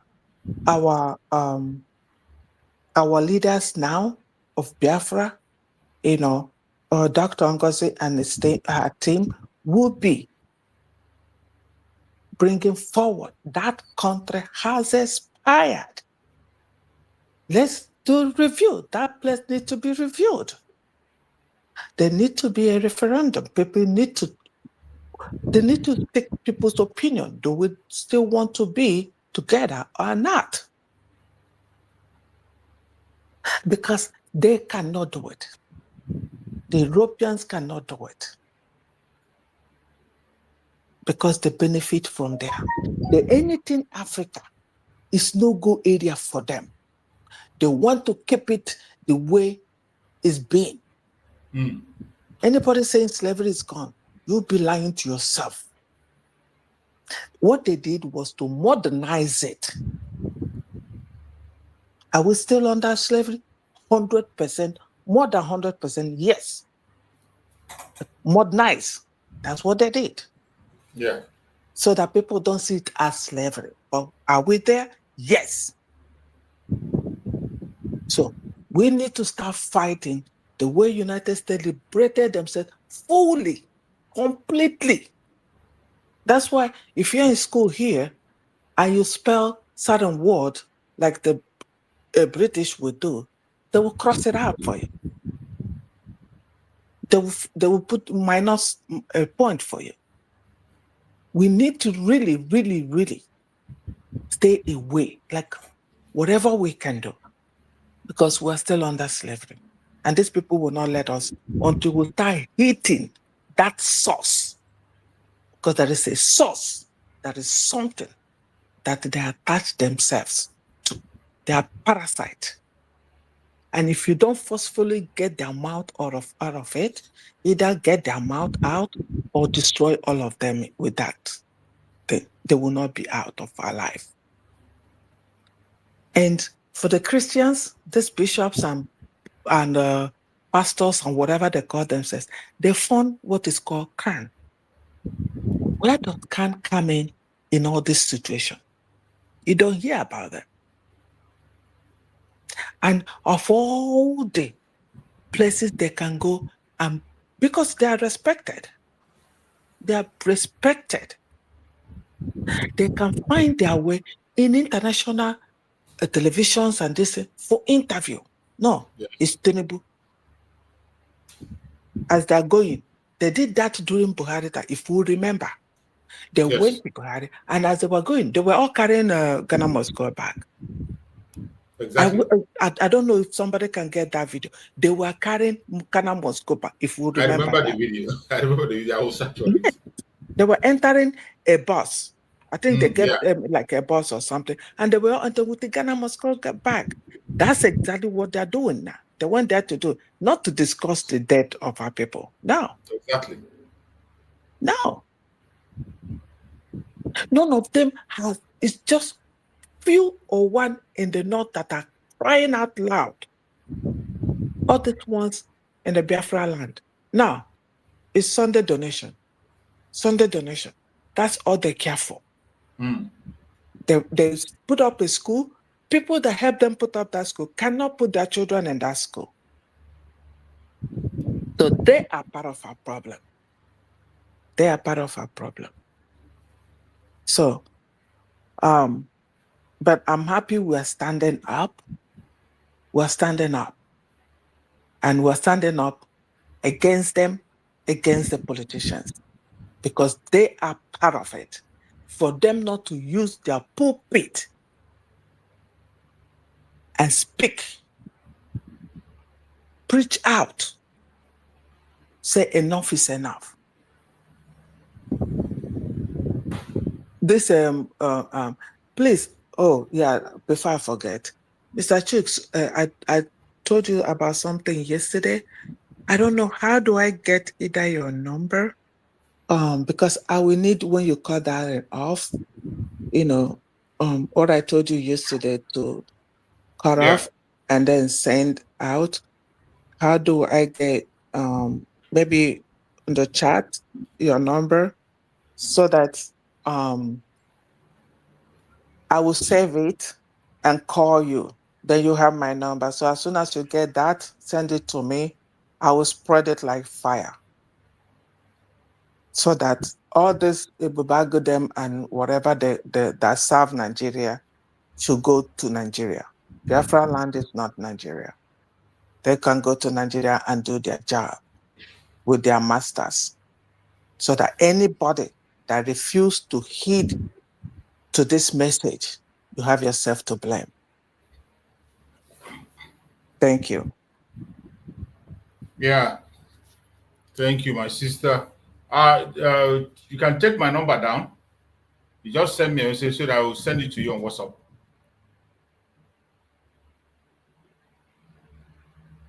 Can you hear me? Let me get a pen handy. Okay.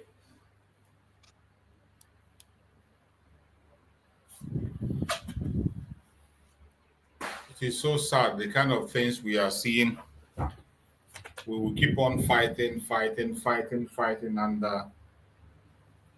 the more we try to fight all this out, sometimes it seems as if we are not doing anything.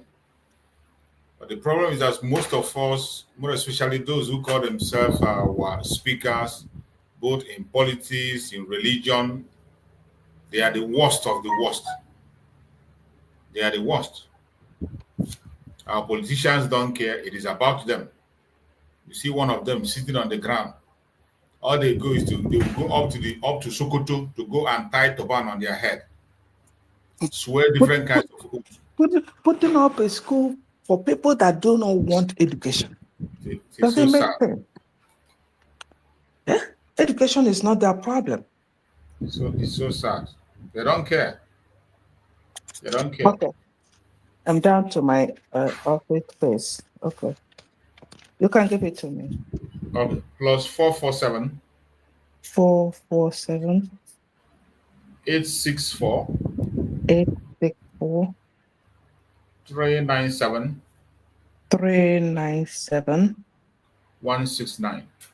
169. Yeah. Okay.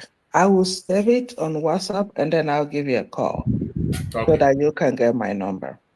All right. Okay. Thank you. Thank you, my brother. Yeah. So, my Bro Max. Yes, sir. Yes, sir. Your Ken is here. No, take it from there. Fire on. Let's hear you out. Your Ken is fully grounded, and I'm angry, very, very angry. I have never witnessed an Igbo man going so low, stooping, desecrating the Igbo-ness and the Igbo-hood in him, the pride of an Igbo man, the dignity of an Igbo man. People, you don't have any value system with them. These are the people that you try to please them simply because you want to get political appointment. You want to become the president. You cannot learn. Sorry for my bad manners. I salute each and every one of you. Mazi Craig, Nemoche, that just spoke. You, my brother, Mazi Chooks, all the people in the comment section. Those that are listening to us in any platform that you have, I say, may God continue to bless you. Bless Mazi Namdekano, bless Amon Ekpa, protect them in the hands of our enemies. And I would like to use this opportunity before I go into this other one. I would like to use this opportunity to say, Mazi Namdekano, a judge has been assigned on Mazi Namdekano's case. James Omotosho. My people, you go and read. Is it in Opinion Write-Up, Opinion Nigeria, whatever?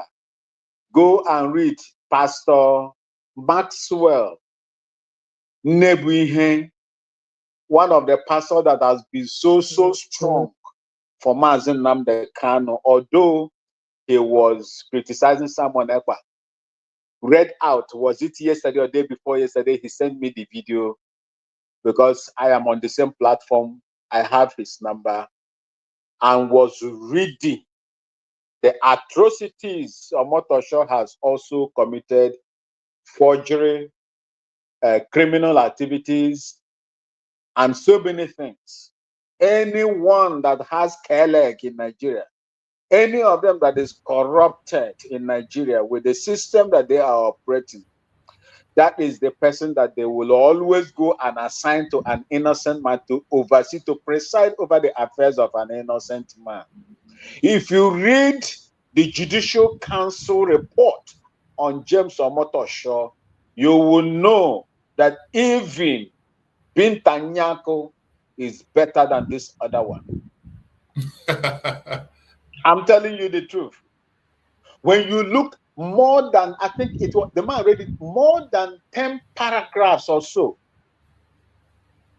I have the video. When I finish, I will send it to you. By Pastor Maxwell Nebu or so. Yes. You see, these are the kind of society. These are the kind of people that we are dealing with. Now let me go to this man. See, let me tell you, my people, the only solution for you and I know that I am not directly affected by what is going on, but I am indirectly affected because I have families. I have each and every one of you, Nemoches and my Namoches, old and young, in that land called Biafra, which is under occupation. I am affected. Ndị Igbo anyị si na ihe ọwụ na mere imi ga-efekwa anya. And a na-ekwuru ntị anụrụ ụbọchị onye na-egbu isi abịa egburu isi ntị eso ya pụọ. We've been telling these people quite a very long time now for them to reassess themselves, know what they want, and know how to go about it. Nigeria is no solution for the Biafran people. Nigeria is not meant for the betterment of an average Igbo-speaking Biafran. It is meant to intimidate and to harass and to put you on the ground. That is what Nigeria is meant for you. And that is exactly how the United Kingdom designed it. United Kingdom will look at the most useless, empower them to control the wise. That is what they do. That is what the United Kingdom did in Nigeria. They look at them, they look the same thing they did to my own town. Today we have chieftaincy problem in Upper East region, Boko. My father is from Kusase tribe. And we have strangers that came and settled. We are the only indigenous people in Upper East region. The Kusase people. And the majority in Upper East region. There is a group they call Mamprusi that came in there. These are settlers that came, were doing their businesses, and we gave them a place to stay. And when they came, the British came, they now find them like people that are well organized and impose warrant chiefs on them, abandoning the indigenous people because we never wanted the white people, the British, in our area. When we chased them away, they now went to this Mampusi people and now form a clique over there. Use them now because we did not welcome them. They use them now to attack us, change our traditional suits and customs, thinking that that is how it's going to be. We have gone to court. We have gone to Supreme Court. They ran away from the Supreme Court. The Otunfo Asantihene II has also come. Tell them that no, a foreigner cannot come and give you an authority, empower you traditionally over the indigenous people. See, this people doesn't want it. And they are just like a small area, small marketplace. And they are playing politics with it. When it enters into their brain, they will block the ball. Katanga way, the only way to Kumasi and to go to my place and begin to attack people. And if you leave us again now to go to them, we are going to envelop them and cover them. But we don't want to do that because we intermarried. Our cousins are the other side. There was a time we blockaded them. They could not even get water to drink. That is the same thing we are going through in Upper East region between the Kusasi indigenous people and the Mamprisi people. The same British, the same group of people, the same evil people. But they will go and carry out a referendum to leave the EU, and it happens to them. They can grant referendum to the Scots, but they would not allow the Biafrans to conduct their own referendum. It is an anathema to them because they believe that, oh, once Biafra comes, knowing how these Biafra people were moving before the Civil War, that they will not match these people. Even now, as I'm talking to you, Biafra comes now. Most of these European countries will not match the progress and development that the Biafran people will bring upon themselves because they have thrown us backwards. We are itching to get our land. We are itching to get our freedom. We are itching to get the recognition of our sovereignty of the United States of Biafra. This people doesn't want to give it to us. That is where you see fools. No Kenya na bani. No Kenya na bani. Evil elders of Igbo-speaking extraction of the Biafran people going to stoop solo to dine with demons, group of people that have made you what you are today. Is that not shameful? I am not surprised, Mazi Chooks, and each and every one of you that is listening to me. I am not surprised at all. A man that will willingly preside over the killing, the buying of his own people, Biafran agitators, and throw them in a zoo river. What do you think that person would do? A man that told you that once he became the president, that his interest is to look at how to develop the North and abandoning you. A man that will go and tell you that Biafra died 50-something years ago. Is that the kind of person that they would do something to you now and you are surprised? Don't be surprised, because that is their way. The same spirit, the spirit of betrayal and jealousy that was found and corruption that was found in Azekes, in Nnamdi Azikiwe, is the same thing that is happening to them. They call him wise man. Wise man will go die for foolish man backyard. Wise men that die in foolish man backyard. That is who they are. That is what they are. And we refuse to take that kind of assertion from. We cannot take it from them. And that is the reason why we are doing what we are doing. They can call us any name. They can call us anything. They can attack us in any way. We don't care. We are fighting for what we deserve, what we want. That is the freedom of the Biafran people and the freedom of that land and the restoration of dignity of that land. That is what we're fighting for. We are not invading anybody's space.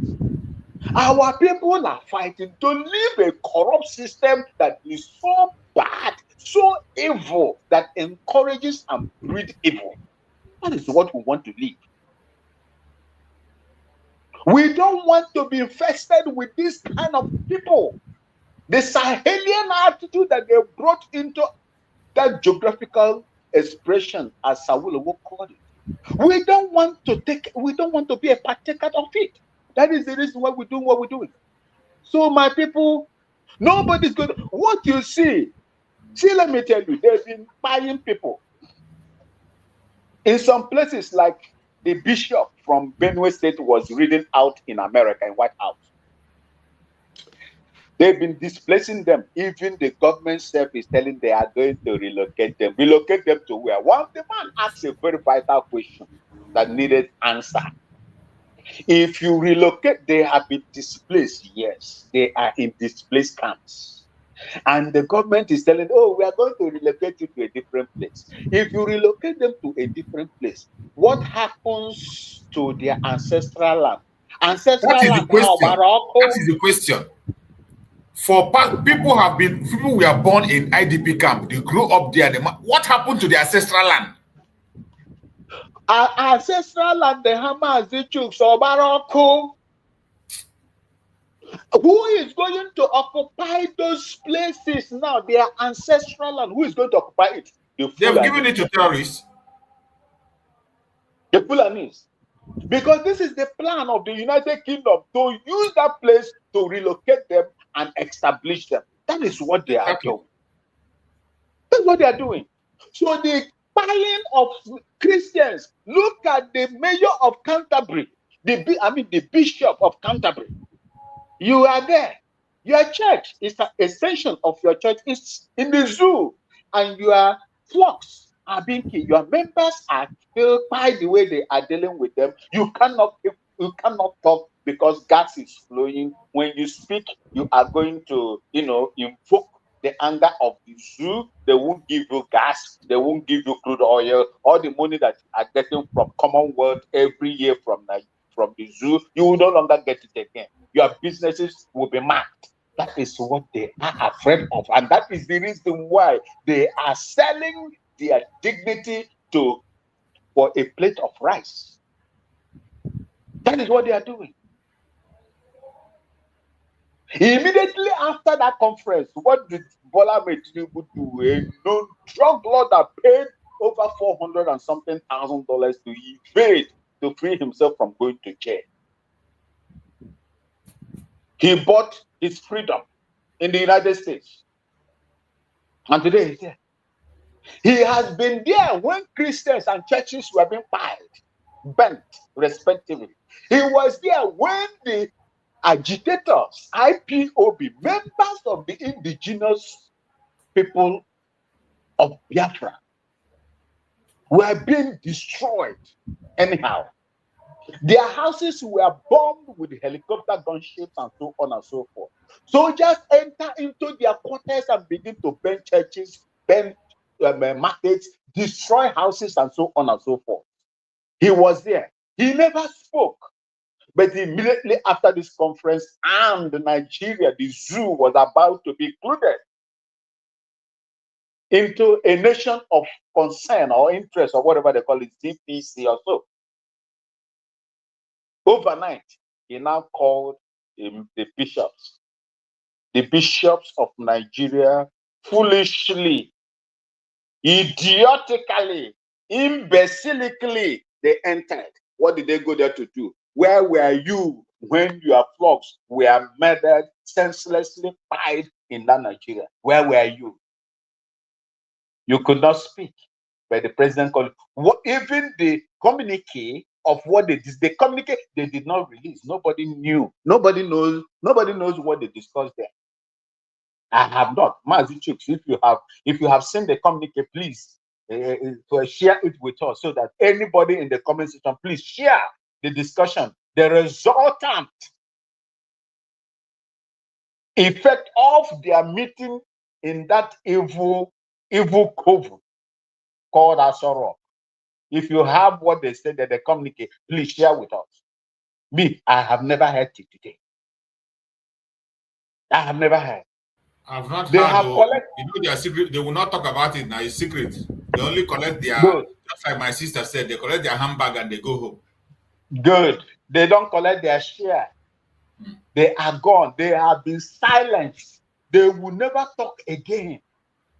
They will not talk again. It is not even about talking. It is not about talking. They will go underground and begin to write petition to the US to forget about the designation of Nigeria, that they will be able to sort out their problem. That is what they will be doing.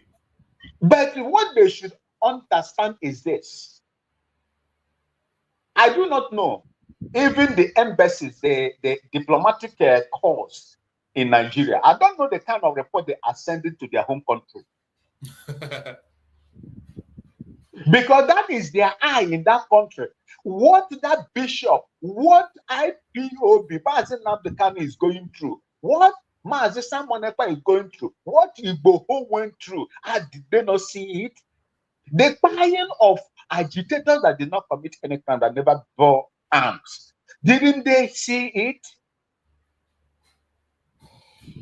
As for Britain, we know what Britain can do. When these things were happening, innocent youths in Nigeria NSAS were pied, senselessly pied. People that were reciting their national anthem and flag.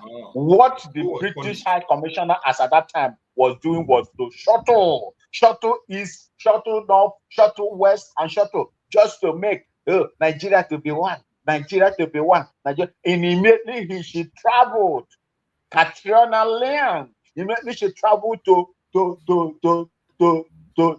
Iguacha and met the small Hitler. The indigenous people of Biafra were killed and thrown into the rivers as well. Wike, a young man that looks like a grandfather, great-grandfather. The evil that you people have committed against the innocent people in that zoo, against the Biafran people who hunt you people. And I'm using this opportunity to tell America, America is something. Yes, thank you for recognizing that Christians are senselessly slaughtered. Indigenous people like IPOB are senselessly slaughtered. The members of the United States of Biafra as well are senselessly slaughtered the way they are doing it. What have you? Making statements and sanctions will not be a panacea for what has happened in Nigeria and what is about to happen to Nigeria if it is not called disintegration. Granting people the opportunity to assess themselves and say, this is the way we want to go, just like the United States of Biafra has done, is the right thing to do. So that the growth, the advancement of terrorism in West Africa is curtailed. Because if these people are allowed to overwhelm Nigeria, the rest of the African countries will be a walk in the park. Because there are a lot of resources, especially in Biafra land, that they are fighting, that they are eyeing. Everybody is going to be eliminated, God forbid. It is not enough to issue statements on warnings or sanctions, threat of sanctions. The Biafran people have said and declared that they don't want to remain in that contraption. And that alone will put a stop to the advancement and growth of terror in West Africa. And Biafrans will make sure we deal with them and will make sure we'll stop them from advancement. We'll make just like we did in the past. United States of America, EU, United Nations, give us the opportunity in the United States of America, recognize us so that we will be a barrier, a stumbling block for all the atrocities of this people. If you cannot do it, by the special grace of Chukwu Okike Abiyama, we will do it ourselves.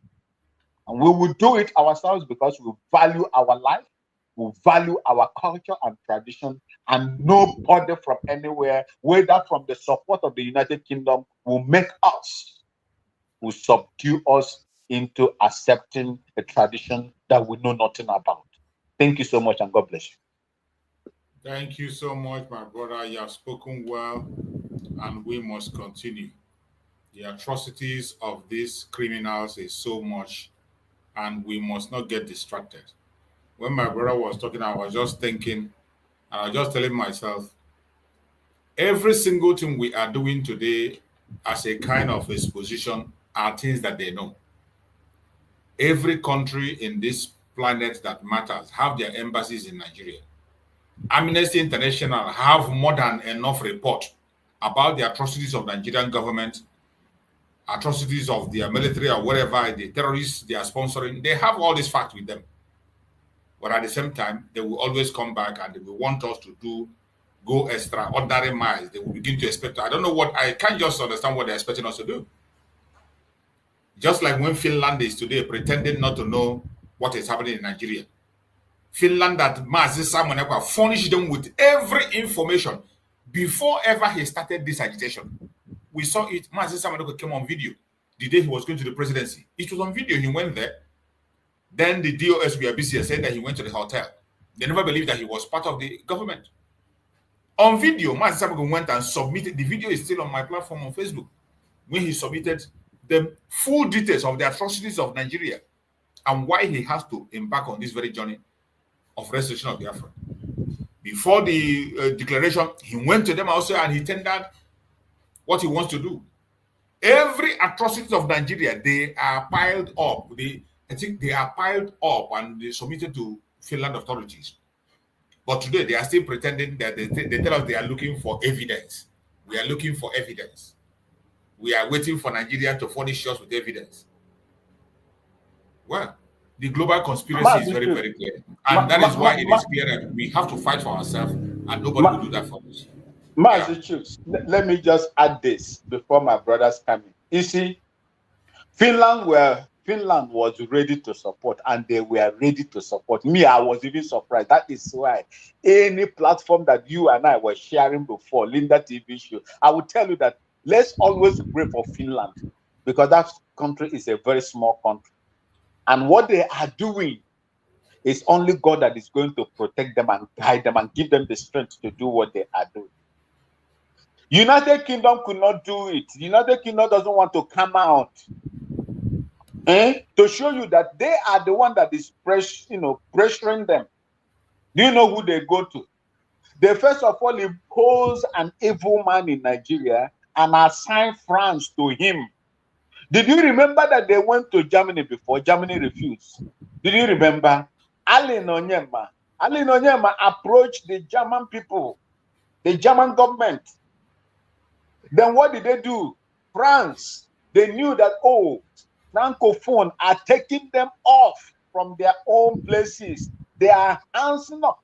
UK was very, very shaky. If we allow this thing to continue, this will use and let's go and get that particular. The first of all arrested, detained Cho of Ambazonia. Then immediately after that, there was a program we had on space. When I said, I am scared of what is about to happen, I said it. One of our brothers came to my DM and said, I should not say that.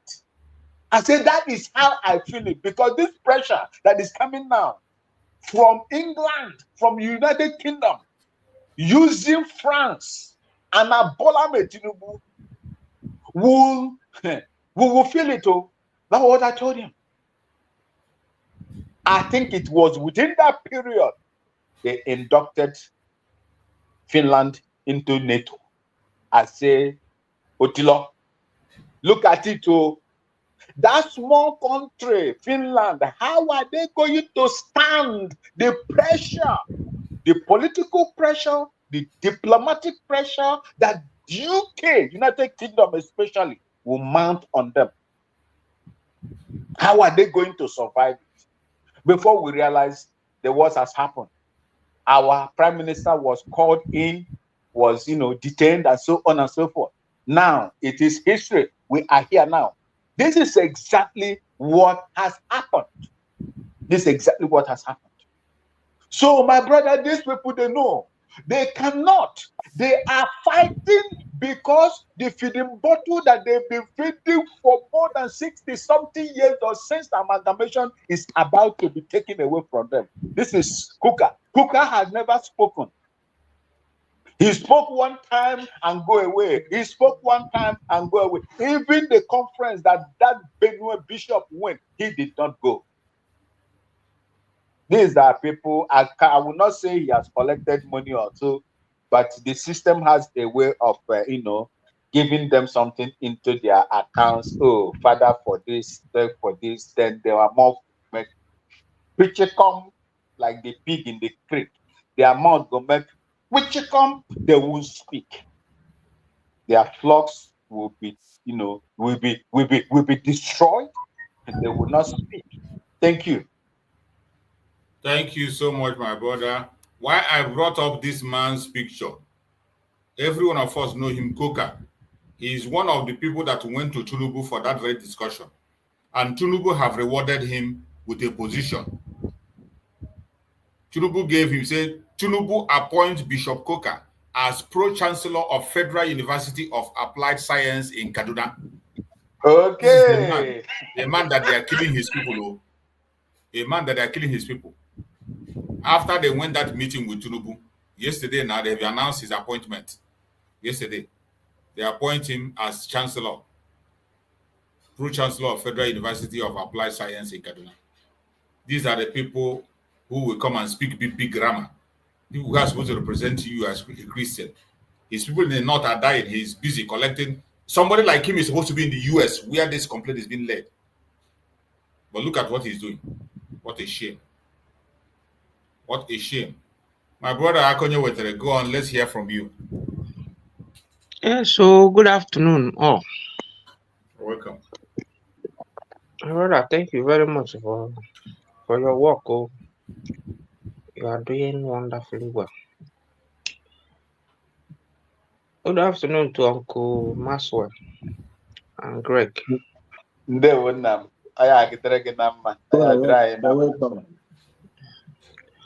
So to add to what we are discussing, I want to take us back to draw some analogies that will make us to understand P2B and their likes. I believe that all of us still remember the Ekumeku War, how long it lasted, and what happened immediately the war ended. These are histories that are there.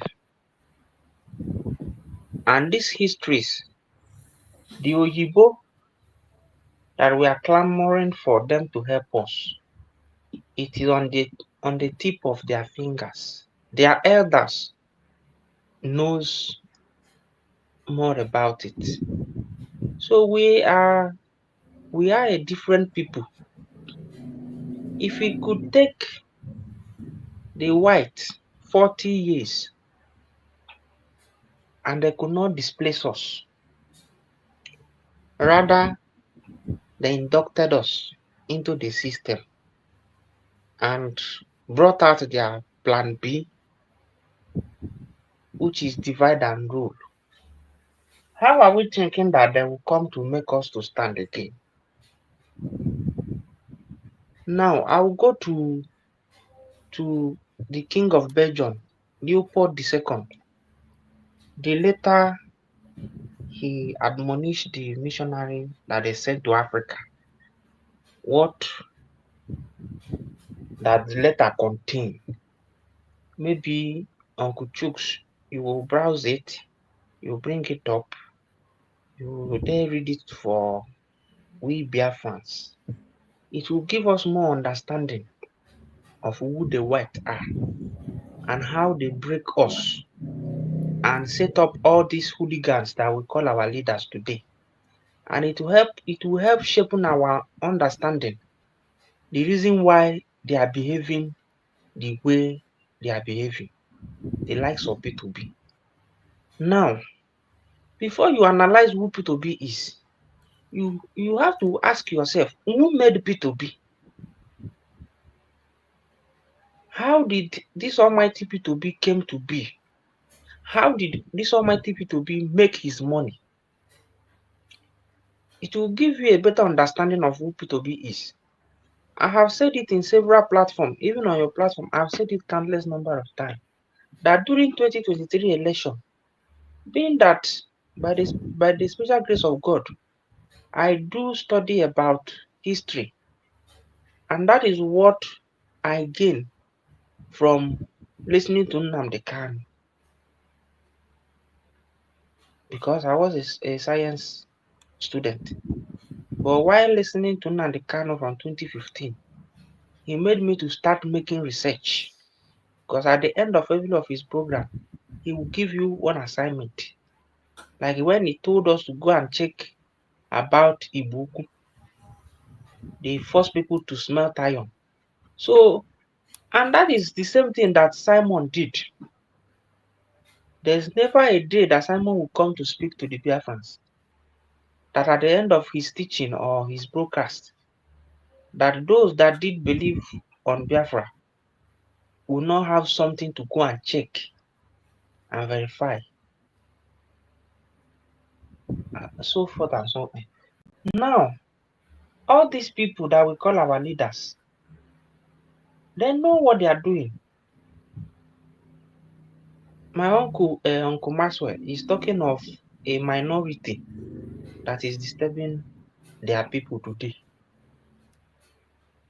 That is why I'm talking of all these letters, all this history.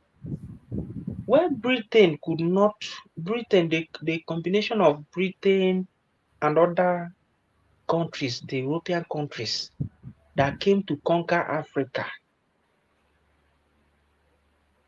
they started from Congo, Mali, stretching down to Igbo land. When they met our people, they could not penetrate our people. They could not combat our people face to face and conquer us. Are we trying to tell ourselves that there were no messaging who sent them about the people they met in Igbo land? The War of Ekumeku lasted till 1909, and it was in 1914 that the amalgamation of Northern and Southern Protectorate happened in Nigeria. And when you go back to that history, you discover that before then, the wave of Christianity has come into our place. They started building our people with false doctrine. They build our people and they generated the saboteurs. And those generation of saboteurs, P2B, the likes of Atezedem, and all these politicians, they fall into it. Will anybody tell me any trace of P2B wealth in Igbo land? None. Apart from Hero. That he did not, he just co-own Hero. He says he's a trader, a mumu trader. It's only Hero that he co-own. He had a share in Hero. But when you go to Port Harcourt, P2B business is scattered in Port Harcourt. Come to Lagos, P2B business is scattered there. And you are telling him to fight for you. You are talking of Kuka. Did he get married? The problem we are having, I'm sorry to say it, the problem we are having is the Christianity. I'm sorry to say it, but I will say it. They are our problem. They are our problem. Why wouldn't Kuka go and eulogize Tinubu? Why would Kuka talk about people that have been killed? How many of his children have been killed? Nande abu moge, nande abu mwage. Different there. Ihe behind, ihe behind. Very clear difference there, Bama. Ona ka ndị ọcha siri bata ma anyị arụ wee debe. Ọ bụrụ na ndị niile na-ekwu okwu nwere onwe a bụ ndị Igbo, that is why I want to speak in Igbo, na ha ga-aghọta ka ndị ọcha si afụ anyị by going back to history, study extensively about ndị be anyị na Nigeria, that Igbo people. Mara ka ndị ọcha siri break ya. All the introduction of whatever ndị ọcha may introduce. Bịara kụkọta isi ndị Igbo niile ọnụ. Look at what is happening in River State today. Today, as of today, they blow one pipe. The pipe they are laying from Nigeria to Niger. that will pass Mali, that is going to Europe, that emanate from Gokana. The Asawana boys, they blow it today. Now, the tension in River State now, they are trying to make it tribal tension. Igbo versus Ijo. The buffoon in the creek is now coming, telling Wike that you are Igbo. Trying to tell them that he has Igbo blood in him, but he is now Ijo. Telling us that his father, his grandfather, Idi Abale, did not come to Ijo land as a slave. But still, he want to fight the Kwere people. Kendela motivating them. All plan and the Britain draw. Can happen okwu ha. But all those things point gasịrị ndị niile lega anyị ha je chọgasie gala Google browse gasị all those things ị gụọ ya onyere gị aka ịghọta onye bụ ịghọta ka esi afụ gị la ihe unu na-ekwu the war laga on la Congo ka Rwanda si the stance of Rwanda. Check all those things. He carry it down to Igbo land. The people in the leadership now, they understand aka ga-eji so ndị Igbo. Ifuru mbọsị ọbụla ndị lachi anyị now na this USB ga-amata na ndị Awụsa anwa these charlatans na-ekwu Ngozi Orabueze Fulani abụghị our problem. Okay, let me make this instance. Burkina Faso are they Christian? If we go to them and we are chanting Fulani, Hausa Fulani, Burkina Faso, the dominant tribe there, is it not Fulani? Is it not the same thing that Fulani is doing in Nigeria that they have succeeded in doing in other Western Africa? I don't think so. They are not dominant in Burkina Faso. We have different. Even my own tribe, Kusasi, we form greater part of the Burkina Faso too because we share border with them. Some of our people are in Ghana, Upper East region. Some are across the border in Burkina Faso. There are other tribes. Fulanis are migrants. They are not there. See, sir, I'm not talking of the indigenous people. I'm talking of the people in the helm of affairs, their leadership, the people that is manning their leadership post. Maybe I will make studies again. But what I'm trying to say there is not whether they are the majority or what. What I'm trying to say is that the Biafra we are looking for, when we watch the way Nnamdi made his evangelism, the way Simon preached, at a time in their preaching, they were not after tribes again. They were not after, if they want to talk to Fulani, they were not after the generality of Fulani again. They were after, and that is what Nnamdi did when he created ESM. I'm trying to tell our people that some idiot will preach that Ngozi is working with the Fulani, and that will be their focal point of them to run with the propaganda and as well develop hatred for their leader. I want to tell them that those people are the will I call them minimal of our problem, because when we get Biafra, Fulani will still come. Fulani will still come and live in Biafra. I will not chase them. Hausa will still come and live in Biafra. You will not chase them. Because if you go to Burkina Faso now, I don't know the tribe that Ibrahim Traore is from, and you start tabling the matter, our matter to him, and he now comes online and discover that you have been talking bad about, you have not been diplomatic in talking about Fulani, he might collect our this thing, our letter, and decide to put it.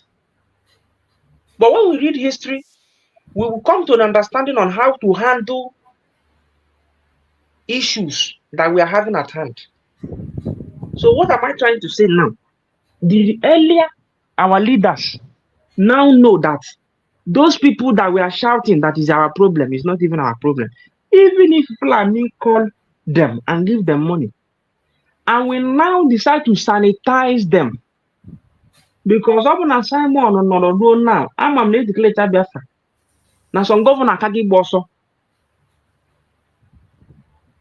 This movement Ghana ona Pito Bela Kwari Ejidea Sebukweli Ebuo si Jidea Bochigodi of Webe Ejido of one Ejido Madnab Yifu ndị nkele ejidebere ekwugharịba okwu.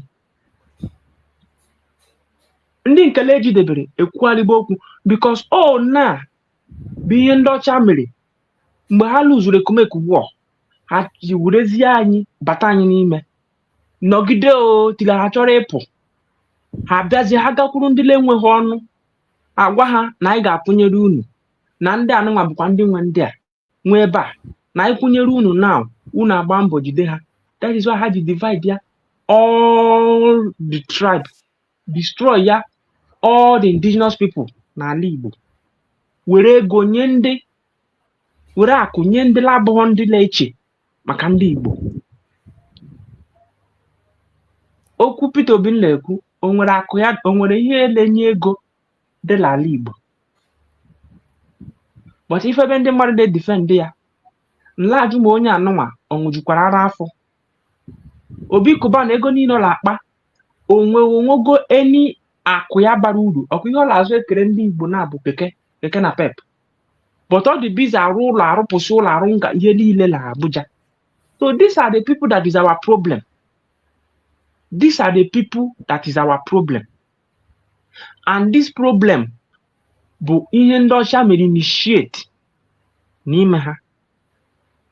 But when you read history, when all the people talking about this Biafra dig our history, you will be able to decode it and see these people in their clearer picture. Because during 2023, I hate Peter Obi. I was telling people about Peter Obi, and I've said it on this air that they wanted in 2 occasions. Ndị Igbo bai chọrọ ịkụ ihe. The first one, how they said I am a Fulani, beside the Ebonyi is a Fulani people. The second one, one wanted to beat me. So these are the problem we have. Somebody will just rise up, defend what is not defendable, and that is why they have allowed Nnamdi to be there. And I've said it on your platform that Tinubu is not going to release Nnamdi. He will use Nnamdi as a bet at the tail end of 2026 or early 2027. You see this year, they're not going to release Nnamdi. Tinubu will use Nnamdi to win 2027 election. And Peter Obi will not rule Nigeria. Everybody should go and mark my word. Peter Obi, even vice president, Peter Obi will not be. Peter Obi will not rule Nigeria. So ndị Igbo niile na-anụ olu ma ndị bụ okwoze eme ọzọ mebi ekwucha ha gala azụ ha sịla ekwujuola ha na nwanne ha mebe onye Anambra mebe onye ebe. The earlier I sit up okwu nkwuru mbọsị afọ nsịrị onye chọrọ ime Biafra ya were aka ya jee matagodi ihe Biafra bụ n'onwe ya, echezina ka mmadụ kpọgị ya ka mmadụ kọwara ihe Biafra bụ. Were aka gị mata ihe Biafra bụ. Ịmata ha n'ihe Biafra bụ, ọ ga-elidi gị mata onye bụ. Mgbe iji mata ihe labụ a, ịmazie mere iji ekwu okwu Biafra, mgbe ahụ mmadụ ga-egonwuzi gị. And for ndị ọcha, ndị be anyị nọkọla asị na ndị ọcha ga-enye anyị Biafra. Nkwugwe ya bụkwara na nkwuru okwu nwatakịrị maọbụ okwu onye na-amaghị ihe.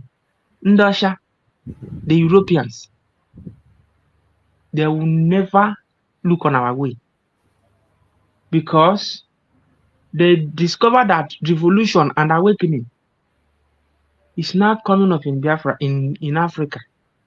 And when Biafra come, it will jump up to gear 12.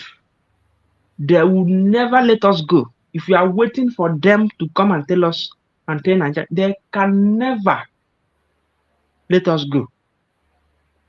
But if we come back, make U-turn, come back and do the purging within ourselves and start gaining our land, then they will see that they cannot call us back again. For the fact that Finland will enter into discussion, agreement to arrest Simon, that should be a very clearer signal to whomsoever that is speaking for Biafra, both Dr. Ngozi and Ogenkere. If they hit the Westerners hard, even as they are in US, they should be rest assured that they will be arrested. If you go against the West, they will catch you.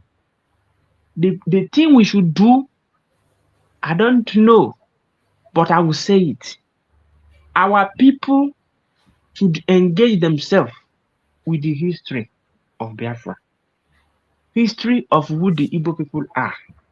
Understand yourself. This identity crisis, we should understand ourselves, value what we have, and now start coming back. Because when we understand who we are, this sabotual aganihu nation as sabotage yani. Oge manyi, I want to know about sabotage jongai. Ongrokun kurwande sere. Ndile me Biafra now, na Ngozi le me ya.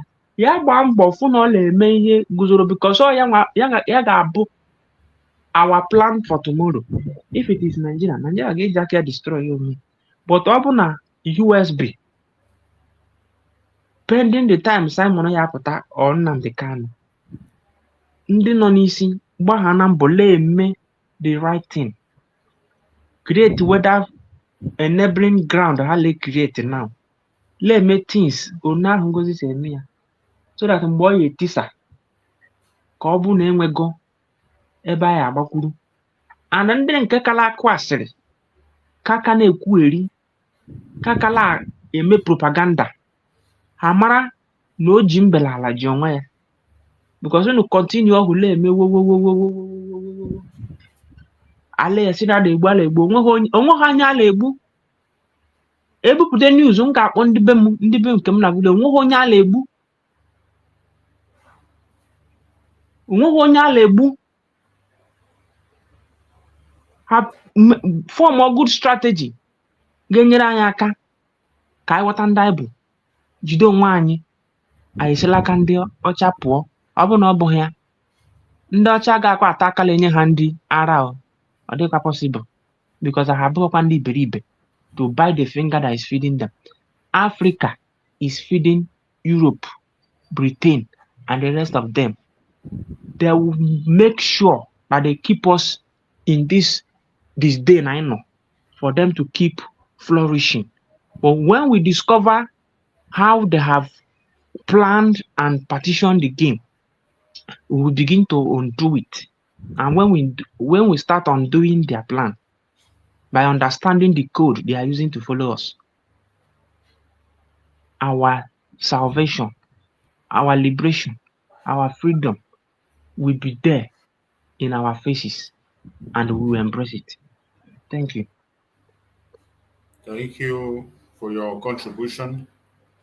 So, my fellow Biafrans, wherever you are listening from, we must continue to do what we are doing, and our freedom will definitely come. We are not relaxing or hoping on any Messiah to come to our rescue. As Biafrans, we will do our own part. Every one of us have a responsibility in this pursuit of freedom. And just like one of the message of Mazen Nandekano at a stage, he said, Mazen Nandekano said he will never support anybody that is putting every blame on white. Every time you say white people do you, what people do you. They have gone for a very long time. What are we still doing? Mazin Nanakano said it, that he no longer supported the issue of as way you say racism or whatever, that he can never support that kind of nonsense anymore. There are people who have to sit up. Just like Chavez came to Africa to fight for freedom. When Chavez came to fight with which country to support some Africa to fight, he couldn't be able to stand because he said that the Africans cannot do without their stomach. They will always put their stomach first before their freedom. They can't put their freedom first before their stomach.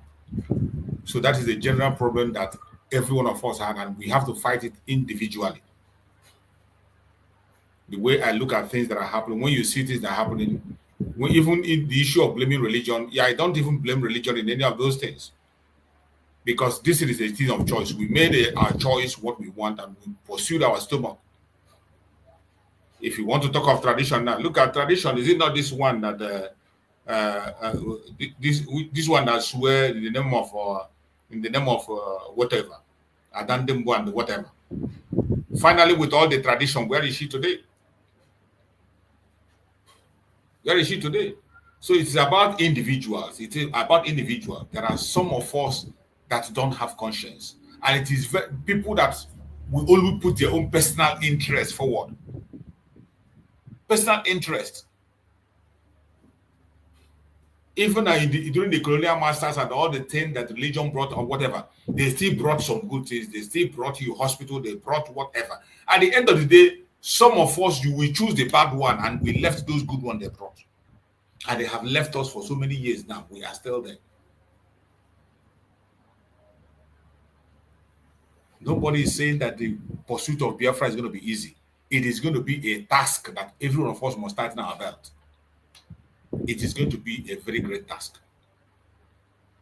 But we cannot be an island at the same time. There is no way you can try to be a nation without still the hand of this West will still be there. There was one program about Sam made. He said, at the end of the day, it will end on the round table, and the interests of the West will always be protected. That's how the world functions. You can't change it. The way the world operates, you cannot change it overnight. Look at Burkina Faso. Even when it looks impossible for Burkina Faso, look at what they are doing today. If they tell France that Burkina can stand up, a little country like that, that small Burkina, will stand up to them. They never believe it. But the opportunity came. And luckily for them, they were very well positioned. And they went to Russia. And Russia backed them up. Today, they are moving out completely without any distraction. And that is why in our own time, that opportunity is presented. The same opportunity Burkina has is presenting itself to us now. The only thing we need to do is to keep ourselves positioned properly, so that when that call is being made, we will not be found wanting. If Burkina, we are not well positioned, they will not seize this opportunity they had. If they were not well positioned, they will not seize the opportunity. They were well positioned, and lucky for them, Traore, somebody who has that confidence, is there, who has the wisdom, the knowledge, who cares about his own people, was there. Without the Russia backing them up, they will not do what they are doing today. They will go nowhere. That is, the world have been structured the way it should be, and there is nothing you can do about it. There is nothing anybody can do. If you want to get out, you must pass through that process.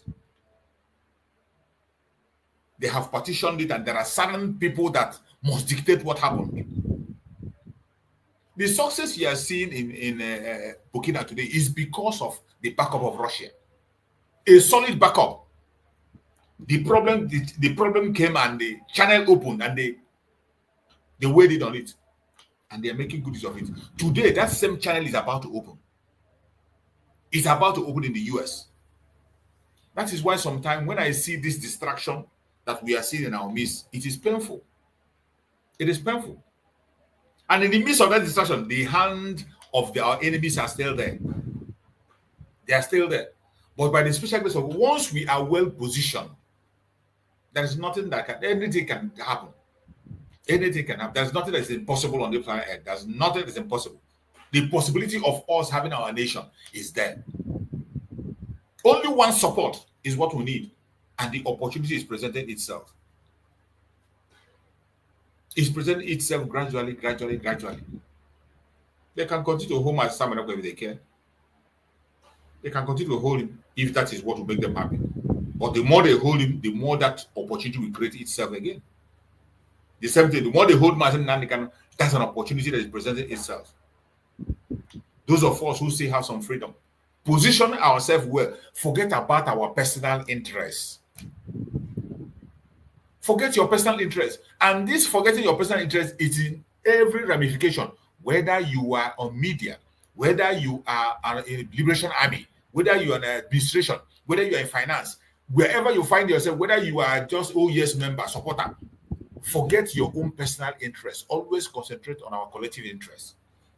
If you do, when that time comes for that opportunity, we will all key in and move with it. What is happening in Burkina today? Nobody believe it can ever happen. A little country there like that to face France and evict France within a space of short time. They evicted France in a twinkle of an eye. It's just like a movie. France themselves didn't even believe it.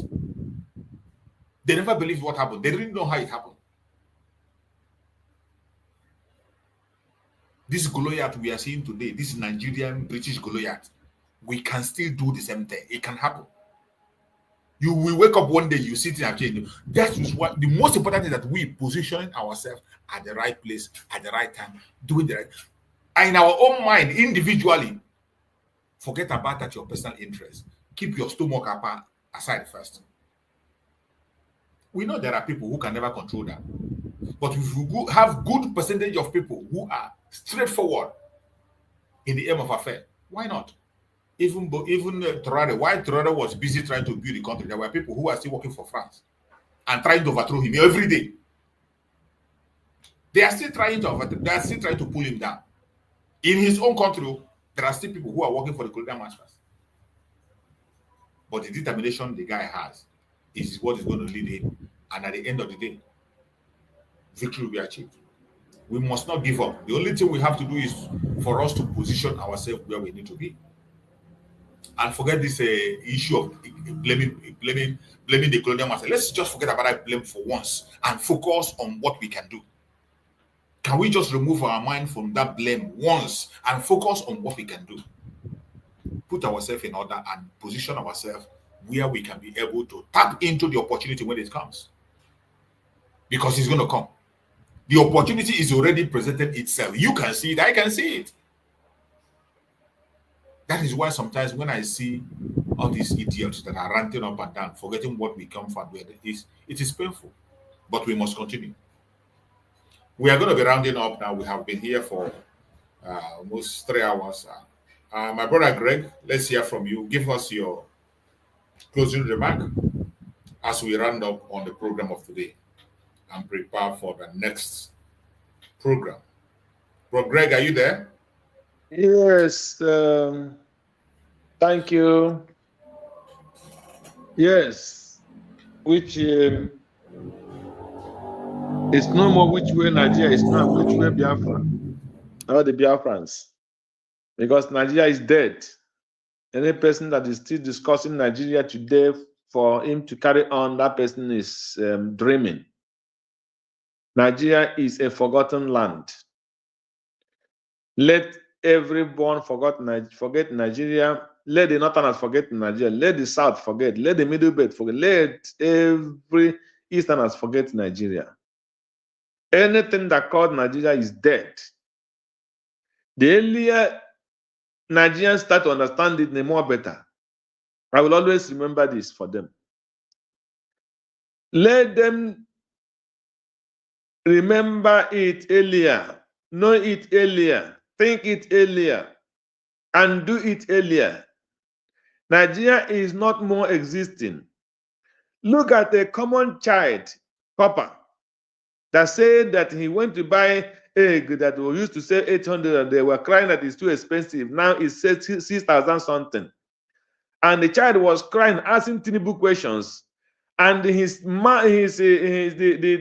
the person, the copper, this thing, started calling the child on telephone and threatening that child.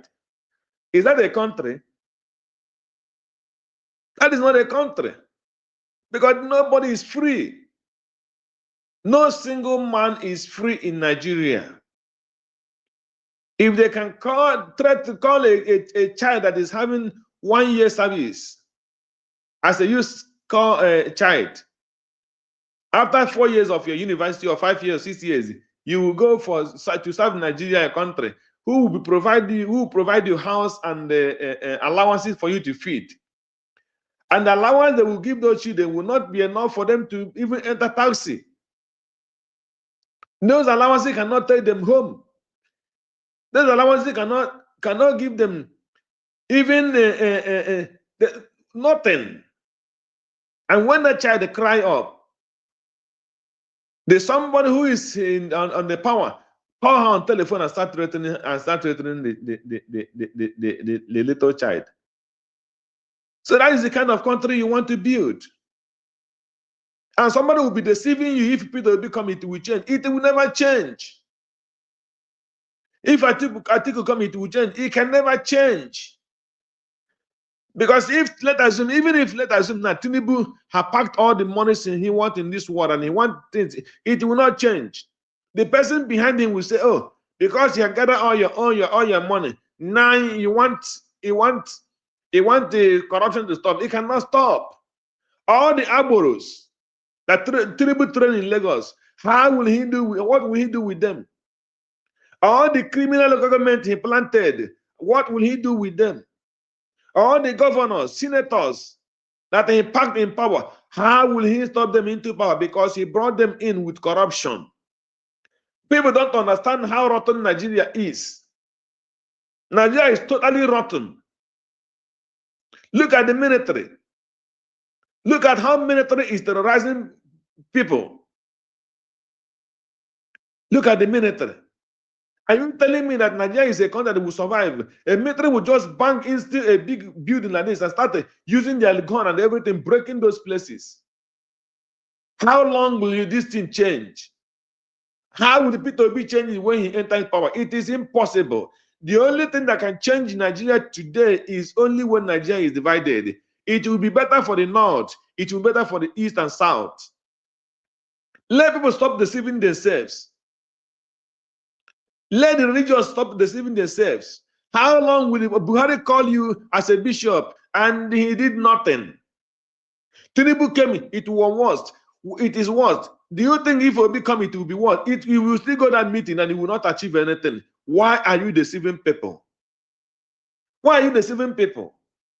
Why not take Tinubu on his face? Divide Nigeria, let the Northerners go themselves and build themselves. Let the South go and build themselves. Let other people go and build themselves. That is supposed to be the answer. Why are you afraid to stand on your feet as a nation? Why are other tribes afraid to stand on their feet? How many millions are Luxembourg? How many millions is Finland, Iceland? How many millions is what do you call it, Malta? Are they not standing as a nation? Are they not surviving? At least they have their own life. They can manage whatever they have and they are secured. Why is Nigeria bleeding? Because all the so-called elites are criminals. From local government chairman to the what do you call it? To the presidency is 100% corrupt. What do you think that make Musa? Why was he crying because Canada denied him visa? You think he was crying because just he did not attend that? No. He wanted to go there and look for the kind of building he want to buy because he know most of his successors are bought. He want to go and use his eyes, went physically and inspect what he want, the property he want to buy in Canada. So majority of them that went there, that is what they want to do. If you are in Britain, Britain will not deny them visa. Britain want them to pack those money and come. They don't care what Nigerians are suffering. It's not their business. Because when they go, they know about if 10 of them or if 20 of them come, at least there's no 115 will not buy a house in Britain. That is obvious. So because Musa did not succeed in going to Britain Canada to buy property, that is why he was making problem. Not that what is two difference? Somebody deny you visa, you start crying. Shame. Shame to you, called yourself Nigeria. Biafrans, the earlier you wake up, the more better for you. So wake up and support what the United States of Biafra is doing. Wake up and support this government. Stop looking at these evil people. Let them stop deceiving you. The people that denied you declaration of Biafra cannot work for you to achieve Biafra. It is impossible. All those portfolio you see them carrying is just deceiving you. Everything they do is deceit. They go and attach picture of Ogun Kere on the occasion that he did not even attend. They do photocopying picture there and show you.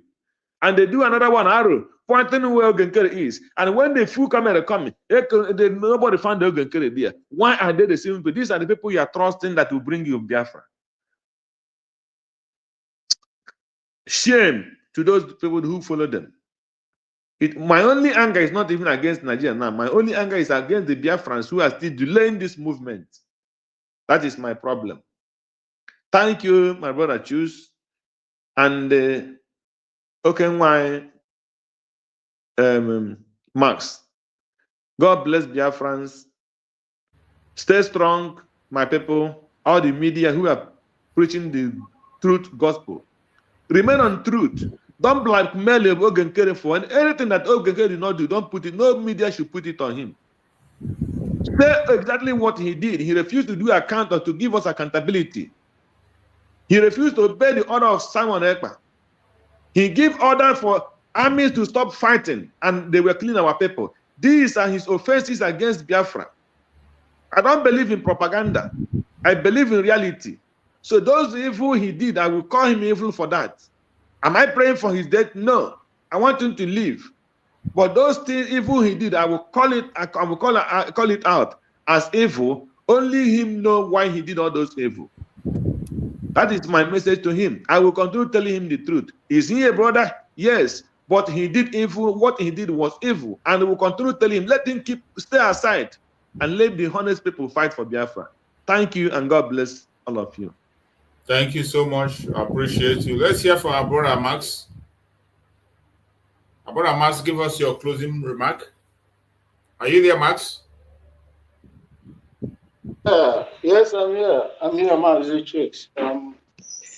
Thank you that we have come to the end of this great broadcast today.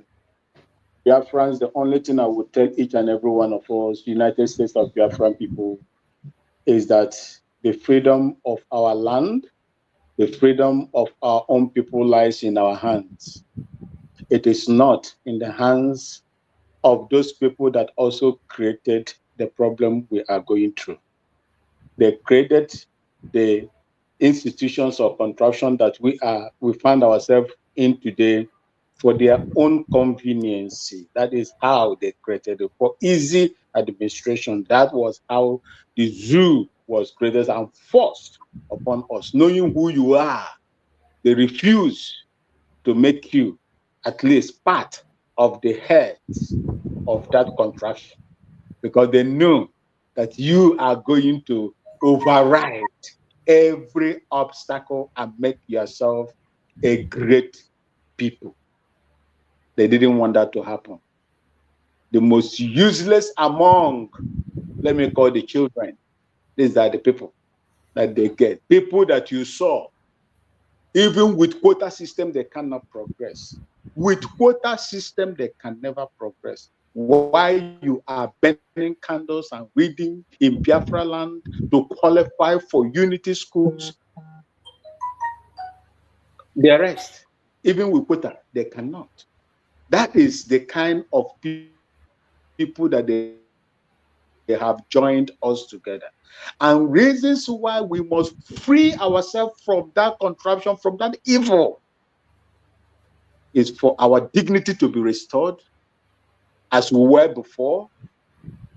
They join us together and to make our land sacred. The Hausa today has been emasculated. They can no longer, their dignity has been taken away from them. And such will not happen during our time. And that is the reason why you must support my people. And as you do that, Chukwu Okike Abiama will never abandon us. I thank you, Mazi Chicks, for having me. And my love to each and every one of you in the comment section. Mazi Nnamdi Kanu, Prime Minister, Dr. NgoziOrabueze, her cabinet members, and every genuine Biafra that are pursuing the sovereignty, the overall and the international recognition of the sovereignty of the United States of Biafra. I thank you all. Thank you so much, my beloved brother Max. I appreciate you. And my brother Greg, I appreciate you all for your support on the program today, for all your contributions. I appreciate you. May Chukwu Okike Abiama continue to guide and protect every one of us. For everyone that have been part of this program today from beginning to the end, please do not be discouraged. Continue to stand strong. Victory is sure. No matter how hard it is, no matter how difficult it is, sometimes it will look impossible. Sometimes you think about it, it will look impossible. But I bet you it is very, very possible. If you really believe that Chukwu Okike Abiama owns this project, it is possible. Because if they tell you that Burkina can be able to kick France away, kick France in their butt to get out of their country, to ordinary person, it is impossible. You can't imagine it. But when the time came, they were positioned and they did what they have to do. That is what we are doing today, positioning ourselves where we are supposed to be. For this opportunity that is presenting itself, we have to use it. And we're going to use it effectively and get out of the zoo. It doesn't matter how they try to do it. It doesn't matter their propaganda, their blackmail, their bribery, and whatever. Chukwu Okike Abiama is going to give us that opportunity, and we're going to grab it and run with it. May Chukwu Okike Abiama guide and protect every Biafran, guide and protect our Deputy Prime Minister, guide and protect our Prime Minister, Mazi Simon Ekpa, guide and protect our student, Mazi Nnamdi Kanu, who will be coming to court very soon. We pray that he will protect it. No weapon formed or fashioned against us shall prosper. Thank you so much for being part of this program. I will see you again tomorrow by the grace of Chukwu Okike. Stay blessed.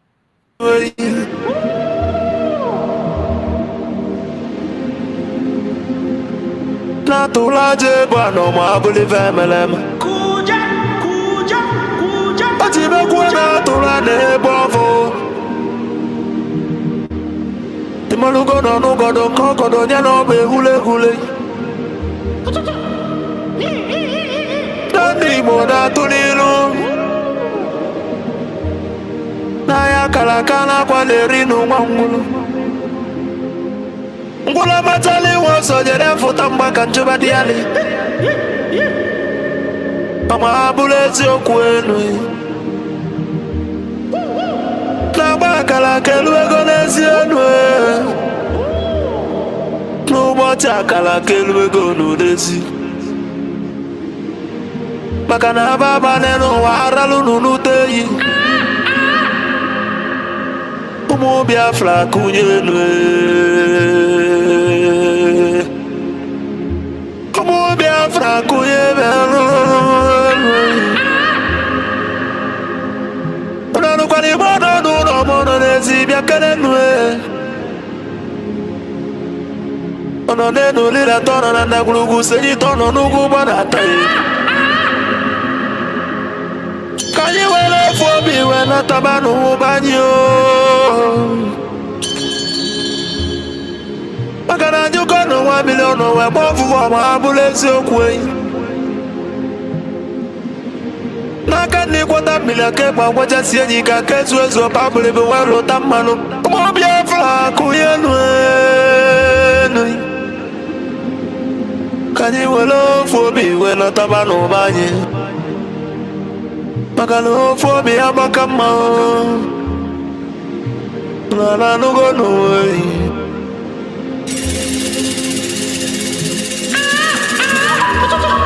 Biafra na bekele umunina Nkabo nkanye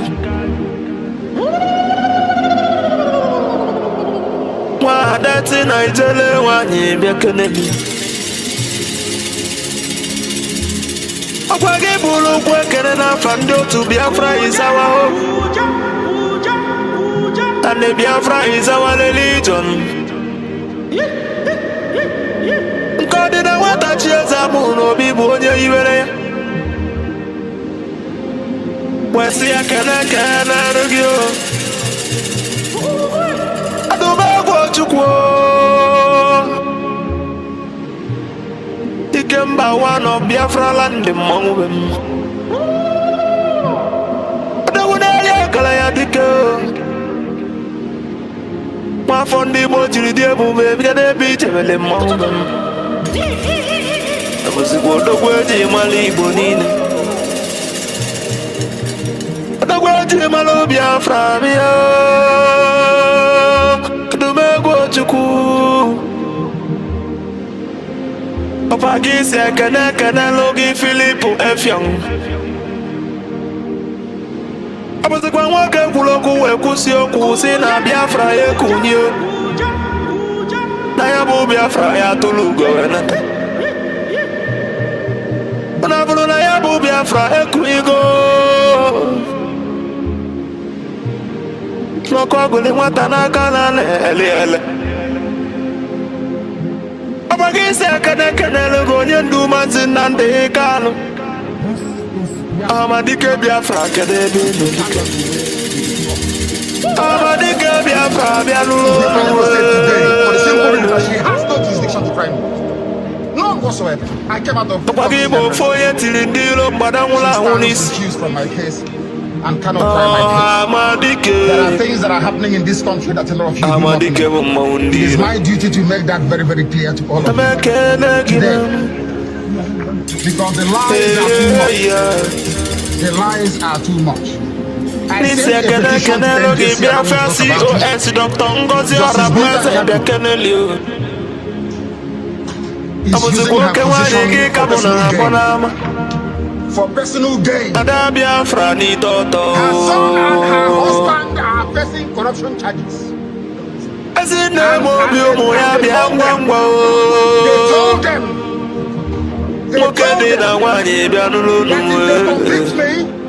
this is what happens.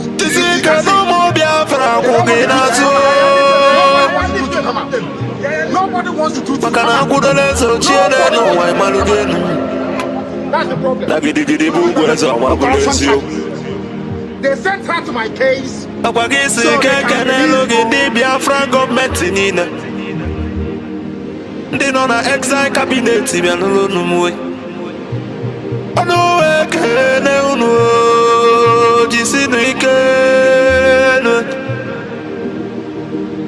Na chukuna ndana ya agba unu ube. Bakano ya sulobe ya toka imaluge nuwe. Jisinu ikene. Kanelo mondi Biafra Revelation Army Umuchukwu. The angels of Biafra land the great oracles of Biafra Nananunwe. Anuwe kene nunama. Nanunu jisi kenon. Natugo ya baurume Umuchukwu Umuchukwene Ase kene liya the Prime Minister H.E. Mazi Simon Weba Abuzi kwa batobiyo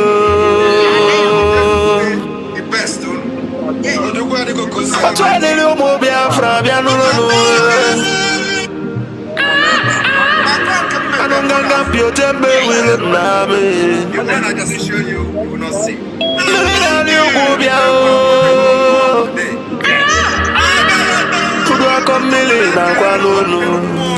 Yes.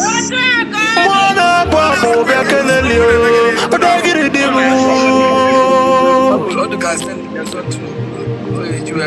Ose funu dilo bianulo nuwe. Makwale na kosa de malanya. Mweji mwagu kojilo sinodilo kasojilo yatiji sojilo wewalasa. Muzikwe wabatobi. Pagada gidi kebia no. Mweji wala ni yo. Mwenye tukujele ndi Biafra na nunu. Nuna beke nege. Asimona ya dele Biafra ni nenama. Asino ya dele ni nenama. Mandaye na bono mweno utelanyi welien. Mandaye na bono nudonu no mwe. Makana mbona boke kwena bonike. Moya na no moya no. No bivoye dobeli nedere no wama believe melema. A good legacy will last forever, my believe melema. And in remembrance of my bless you.